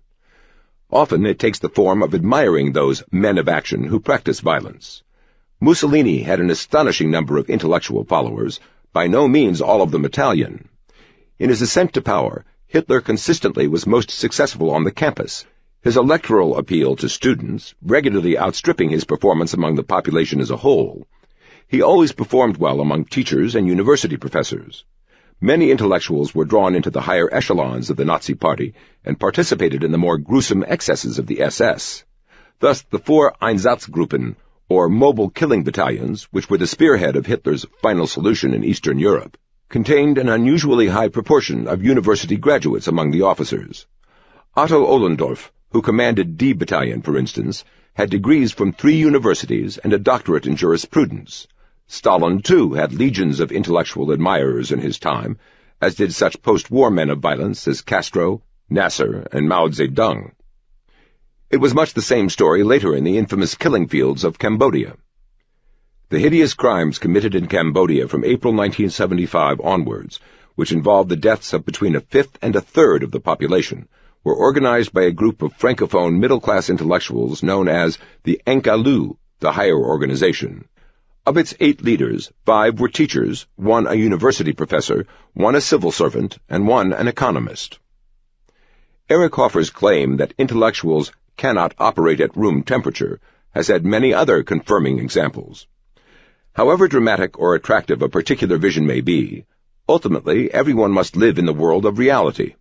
To the extent that reality has been filtered to fit a vision, this filtered information is a misleading guide to making decisions in an unforgiving reality to which we must all adjust, because it is not going to adjust to us. Blackstone Audio presents Intellectuals and Society by Thomas Sowell. Chapter 6. Intellectuals and the Law. Although science is capable of linear advancement, the same is not true of law, where the same insights and mistakes tend to recur again and again. Richard A. Epstein. The law is one of the many arenas in which the ideological conflict of visions is fought out. Just as a free market economy puts severe limits on the role to be played by the vision of the intellectuals, so too does strict adherence to the rule of law, especially constitutional law.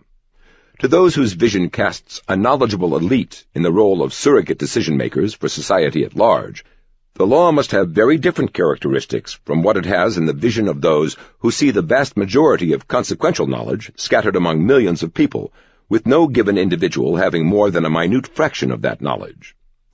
If the law depends on the knowledge, wisdom, and virtue of surrogate decision-makers, then it is easy to imagine that it is up to those decision-makers to shape laws that are fair, compassionate, or guided by a sense of social justice. But since these are all undefined words, malleable in the hands of those with verbal virtuosity, such a concept of law is wholly incompatible with the kind of law desired by those who wish the law to provide a dependable framework of rules, within which independent decisions can be made by millions of people working out their mutual accommodations among themselves. There can be no dependable framework of law where judges are free to impose as law their own individual notions of what is fair, compassionate, or in accord with social justice. Whatever the merits or demerits of particular judges' conceptions of these terms, they cannot be known in advance to others, nor uniform from one judge to another, so that they are not law in the full sense of rules known in advance to those subject to those rules. The Constitution of the United States explicitly forbids ex post facto laws, so that citizens cannot be punished or held liable for actions which were not illegal when those actions took place. But judges making decisions on the basis of their own conceptions of fairness, compassion, or social justice are, in effect, creating laws after the fact, which those subject to such laws could not have known in advance. Here, as in so many other situations, the fatal step is in going beyond one's expertise. While judges have specialized knowledge and skills in determining where the law sets the boundaries of citizens' discretion, that is wholly different from having judges become second-guessers as to how citizens exercise whatever discretion belongs to them within those boundaries. Individuals may, for example, choose to take on the responsibilities of marriage or to live together without taking on those responsibilities. But judges who have awarded palimony to one of the partners after a breakup have, in effect, retroactively forced the responsibilities of marriage on people who had in effect agreed to avoid those responsibilities when they decided to live together without availing themselves of this well-known institution. The consequences can spread far beyond the particular cases or the particular issues in those cases. The wider penumbra of uncertainty around all laws, when judges indulge their own notions, encourages increased litigation by those who have no real case under the law as written, but who may be able to extort concessions from those they sue, who may not be willing to risk some judge's imaginative interpretation of the law. Changing the law. Laws must, of course, change as conditions change in society, but there is a fundamental difference between laws that change by the electorate deciding to vote for officials who will pass new legislation that will then become laws announced in advance, versus laws changed individually by judges who inform those standing before them in court how the judge's new interpretation applies to them. Justice Oliver Wendell Holmes' famous statement, "The life of the law has not been logic, it has been experience," was more than a judgment about history. It was part of his judicial philosophy. In one of his U.S. Supreme Court opinions, he said, "Tradition and the habits of the community count for more than logic. The plaintiff must wait until there is a change of practice, or at least an established consensus of civilized opinion, before it can expect this court to overthrow the rules that the lawmakers and the court of his own state uphold." While relying more on the evolved experience of generations, embodied in law, as against the reasoning of intellectuals, Holmes did not deny that some great intellects had made contributions to the development of the law, the greatest of which, he added, is trifling when compared with the mighty whole. But if the systemic evolution of the law as conceived by Holmes has not been so much a matter of intellect as of wisdom, a wisdom distilled from the experiences of whole generations, rather than from the brilliance or presumptions of an intellectual elite, then intellectuals who seek more than a trifling role have little choice but to try to create a very different kind of law, one more suited to their own particular endowments and aspirations. That has, in fact, been the thrust of those with the vision of the anointed for more than 2 centuries. In the 18th century, the Marquis de Condorcet took a view of the law opposite to that later taken by Holmes, and more consonant with that of the 20th century intelligentsia. Laws are better formulated and appear less often to be the vague product of circumstance and caprice. They are made by learned men, if not yet by philosophers. By the second half of the 20th century, the view of law as something to be deliberately shaped according to the spirit of the times, as interpreted by intellectual elites, became more common in the leading law schools and among judges. Professor Ronald Dworkin of Oxford University epitomized this approach when he dismissed the systemic evolution of the law as a silly faith based on the chaotic and unprincipled development of history, systemic processes being equated with chaos, as they have been among those who promoted central economic planning, rather than the systemic interactions of markets. In both cases, the preference has been for an elite to impose its vision, overriding, if necessary, the views of the masses of their fellow citizens. For Dworkin also said, "A more equal society is a better society, even if its citizens prefer inequality." In short, this vision has sought to impose social and economic equality through a political inequality that would allow an elite to override what the population at large wants. Despite Professor Dworkin's claim, it hardly seems likely that most people really prefer inequality. What they may prefer is the freedom that systemic processes permit, rather than elite dictation, even if those systemic processes entail a certain amount of economic inequality. Law, in the full sense of rules known in advance and applied as written, is a major restriction on surrogate decision-making, especially when it is constitutional law, not readily changed by a simple majority of the moment. Those with the vision of the anointed must either chafe under such restrictions, or else use their talents, including verbal virtuosity, to loosen the restrictions of law on government officials, which is to say, they must make law less than law and more in the nature of ad hoc decision-making by empowered elites. That has, in fact, long been the general direction taken by intellectuals, who favor surrogate decision-making in general, and by government officials seeking greater scope for the exercise of their power. The Constitution and the Courts. Individual intellectuals and individual judges can take any of a number of approaches to interpreting the Constitution. However, there are certain patterns and vogues that can be traced to particular periods of history. The Progressive Era, at the beginning of the 20th century, saw the beginning of a pattern that would become dominant, first among the intellectuals and then in the courts, later in that century. These Progressive Era ideas were promoted not only by such legal scholars as Roscoe Pound and Louis Brandeis, but also by the only 2 presidents of the United States who had for some years been intellectuals, in our sense of people earning their livings from intellectual work, Theodore Roosevelt and Woodrow Wilson. Theodore Roosevelt referred in his memoirs to his policies as president, including my insistence upon the theory that the executive power was limited only by specific restrictions and prohibitions appearing in the Constitution, or imposed by the Congress under its constitutional powers. This blithely ignored the 10th Amendment, under which the federal government could exercise only those powers specifically granted to it by the Constitution, with all other powers belonging either to the states or to the people themselves. Theodore Roosevelt stood the 10th Amendment on its head, as if all powers not specifically forbidden to the president were his to use. Nor were his words mere theorizing. When Roosevelt authorized troops to seize a coal mine during a strike, he told the general in charge, "I bid you pay no heed to any other authority, no heed to a writ from a judge, or anything else excepting my commands." Nor was he willing to listen to a congressional official from his own party who raised questions about the constitutionality of the president's actions. Exasperated, Roosevelt grabbed Watson by the shoulder and shouted, "The Constitution was made for the people, and not the people for the Constitution." With this, Theodore Roosevelt verbally transformed himself into the people, and transformed the Constitution into an optional or advisory document, defeating the whole purpose of having a Constitution as a check on the powers of government officials. Woodrow Wilson, the other president who was an intellectual in the sense defined here, was less dramatic but just as impatient with the restrictions of the Constitution. He introduced a theme that would long outlive his presidency when he wrote, while still a scholar at Princeton, of the simple days of 1787, when the Constitution was adopted, and of how each generation of statesmen looks to the Supreme Court to supply the interpretation which will serve the needs of the day.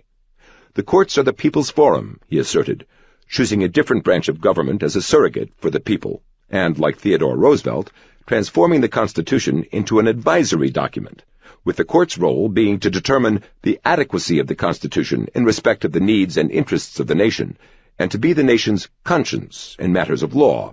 In short, expecting the courts to be surrogate policymakers, rather than simply legal specialists applying laws created by others.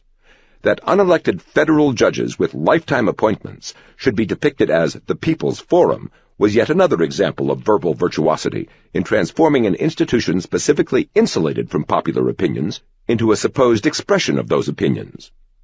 If courts interpreted the Constitution in its strict letter, as some proposed, Wilson said, it would turn that document into a straitjacket. Wilson used yet another argument that would be repeated by many others on into the next century, namely, the role of change in general and technological change in particular. When the Constitution was framed, there were no railways, there was no telegraph, there was no telephone, he said. Like others who would repeat this kind of argument for generations to come, citing airplanes, computers, and other new technological marvels, Wilson made no attempt whatever to show how these or other changes specifically required courts to reach new and different interpretations of the Constitution. One could go through a long list of controversial landmark Supreme Court decisions, from Marbury v. Madison to Roe v. Wade, finding few, if any, where technological change made any difference. Abortion, prayer in school, the arrest of criminals, the segregation of the races, capital punishment, the displaying of religious symbols on government-owned property, and the differential weighting of votes were all things wholly familiar to those who wrote the Constitution. Melodramatic apostrophes to change may be triumphs of verbal virtuosity, but they seldom have any relevance to the issues at hand. Generic change is one of the most uncontroverted facts of life among people across the entire ideological spectrum. Nor is there any question whether laws, including sometimes the Constitution, may require changing.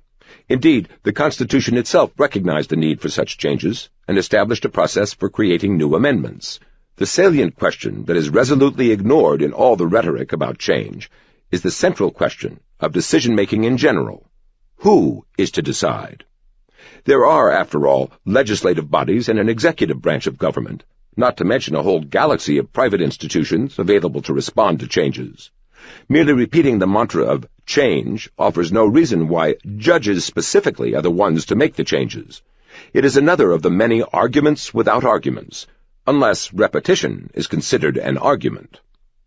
Sometimes the difficulty of changing laws, and especially the difficulty of amending the Constitution, is invoked as a reason why judges should become the shortcut to change.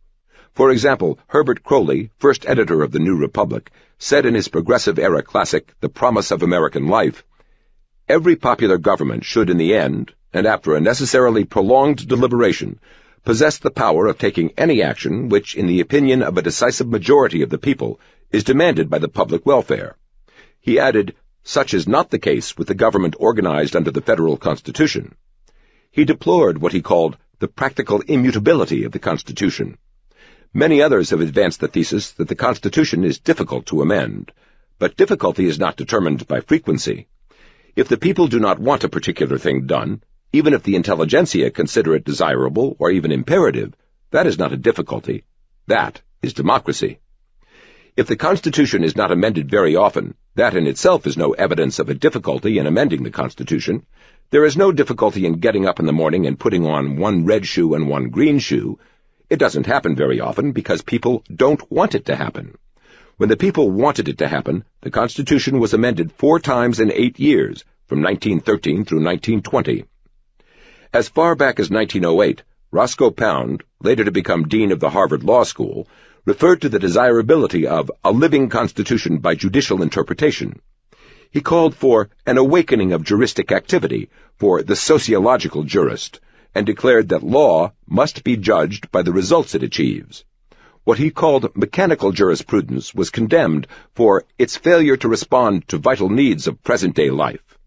When law becomes a body of rules, that is the condition against which sociologists now protest, and protest rightly, he said.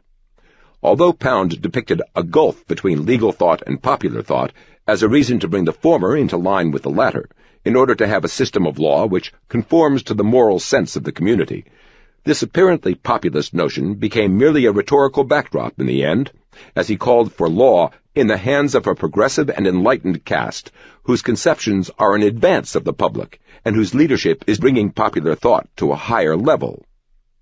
In short, Roscoe Pound advocated that an anointed elite change the nature of law to conform to what they defined as the vital needs of present-day life, despite being at variance with, in advance of, the public, with whose moral sense the law was supposedly being made to conform. Law, according to Pound, should also reflect what he repeatedly called, without definition, social justice. With Pound, as with Woodrow Wilson, what the public at large wanted faded into the background, except when used as an opaque mandate for change. Pound lamented that we still harp upon the sacredness of property before the law, and approvingly cited the progress of law away from the older individualism, which is not confined to property rights.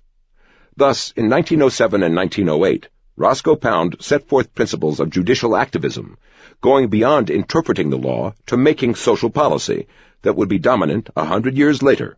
He even anticipated the later practice of referring to foreign law as justifications for judicial decisions about American law, a process removing judicial decisions even further from the legislation it was supposedly interpreting, from the control of citizens subject to those decisions, and from the Constitution of the United States. In a similar vein, Louis Brandeis spoke of revolutionary changes in society to which courts had been largely deaf and blind, including a need for state governments to be able to correct the evils of technological unemployment and excess productive capacity. What would qualify judges to go beyond their legal competence to shape economic and social policies was unspecified. In an article titled The Living Law, Brandeis asserted that there had been a shifting of our longing from legal justice to social justice. Just whose longing this was, Brandeis did not make clear, though his praise of Roscoe Pound and other legal theorists and like-minded judges might suggest that this was the longing of intellectual elites for a broader influence on policy-making via the courts.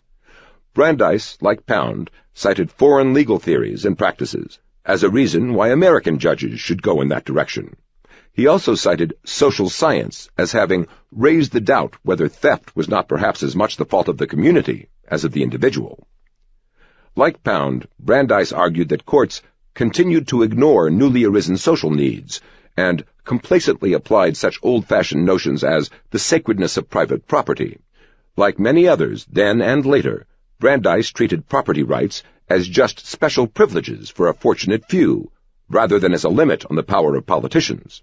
The culmination of the progressives' conception of property rights came in 2005, when the Supreme Court, in Kelo v. New London, decreed that politicians could seize private property, typically the homes and businesses of working-class and middle-class people, and turn it over to other private parties, typically developers who would build things for more upscale people, who would pay more in taxes into coffers controlled by politicians.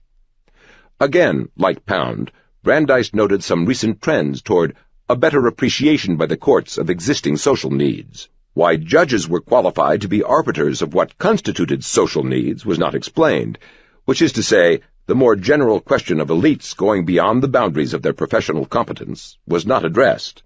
Brandeis also invoked social justice without definition, as Pound had done before him, and as innumerable others would do after him. He also justified the kind of law he wanted as one which, as he illustrated with an example from Montenegro, expressed the will of the people, though in the American system of government the will of the people is expressed through elected officials, rather than through unelected judges. This is so obvious that it is hard to see why the will of the people is invoked at all, except as rhetorical window-dressing for judicial coups. Most courts of the Progressive era rejected the kinds of arguments made by Roscoe Pound and Louis Brandeis. The most famous of these rejections came in the 1905 case of Lochner v. New York, which upheld the Constitution's ban on governments changing the terms of private contracts. But the passage of time brought more and more progressive-era legal doctrines into courts, including the Supreme Court, to which Brandeis was appointed, and these courts overturned not only Lochner, but other constitutional precedents.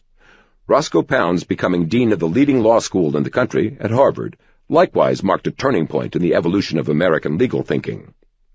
As with so many other issues, intellectuals have tended to dismiss, rather than answer, the objections of those with opposing views. John Dewey, for example, referred to verbal and sentimental worship of the Constitution, once again reducing contrary views to mere emotions, requiring no substantive counter-argument. While there are many controversies over particular aspects of the law, the most fundamental controversy has long been over who should control the law and who should change the law. American intellectuals, since at least the middle of the 20th century, have overwhelmingly favored expansion of the role of judges beyond that of applying laws created by others to themselves remaking the law to fit the times, which is to say, making the law fit the prevailing vision of the times, the vision of the anointed intellectuals. Where the Constitution of the United States is a barrier to this expanded role of judges, then judges have been urged to interpret the Constitution as a set of values to be applied as judges choose, or updated as they think appropriate, rather than as a set of specific instructions to be followed. That is what judicial activism means, though verbal virtuosity has managed to confuse that meaning with other meanings. Judicial activism. Those who advocate a greatly expanded latitude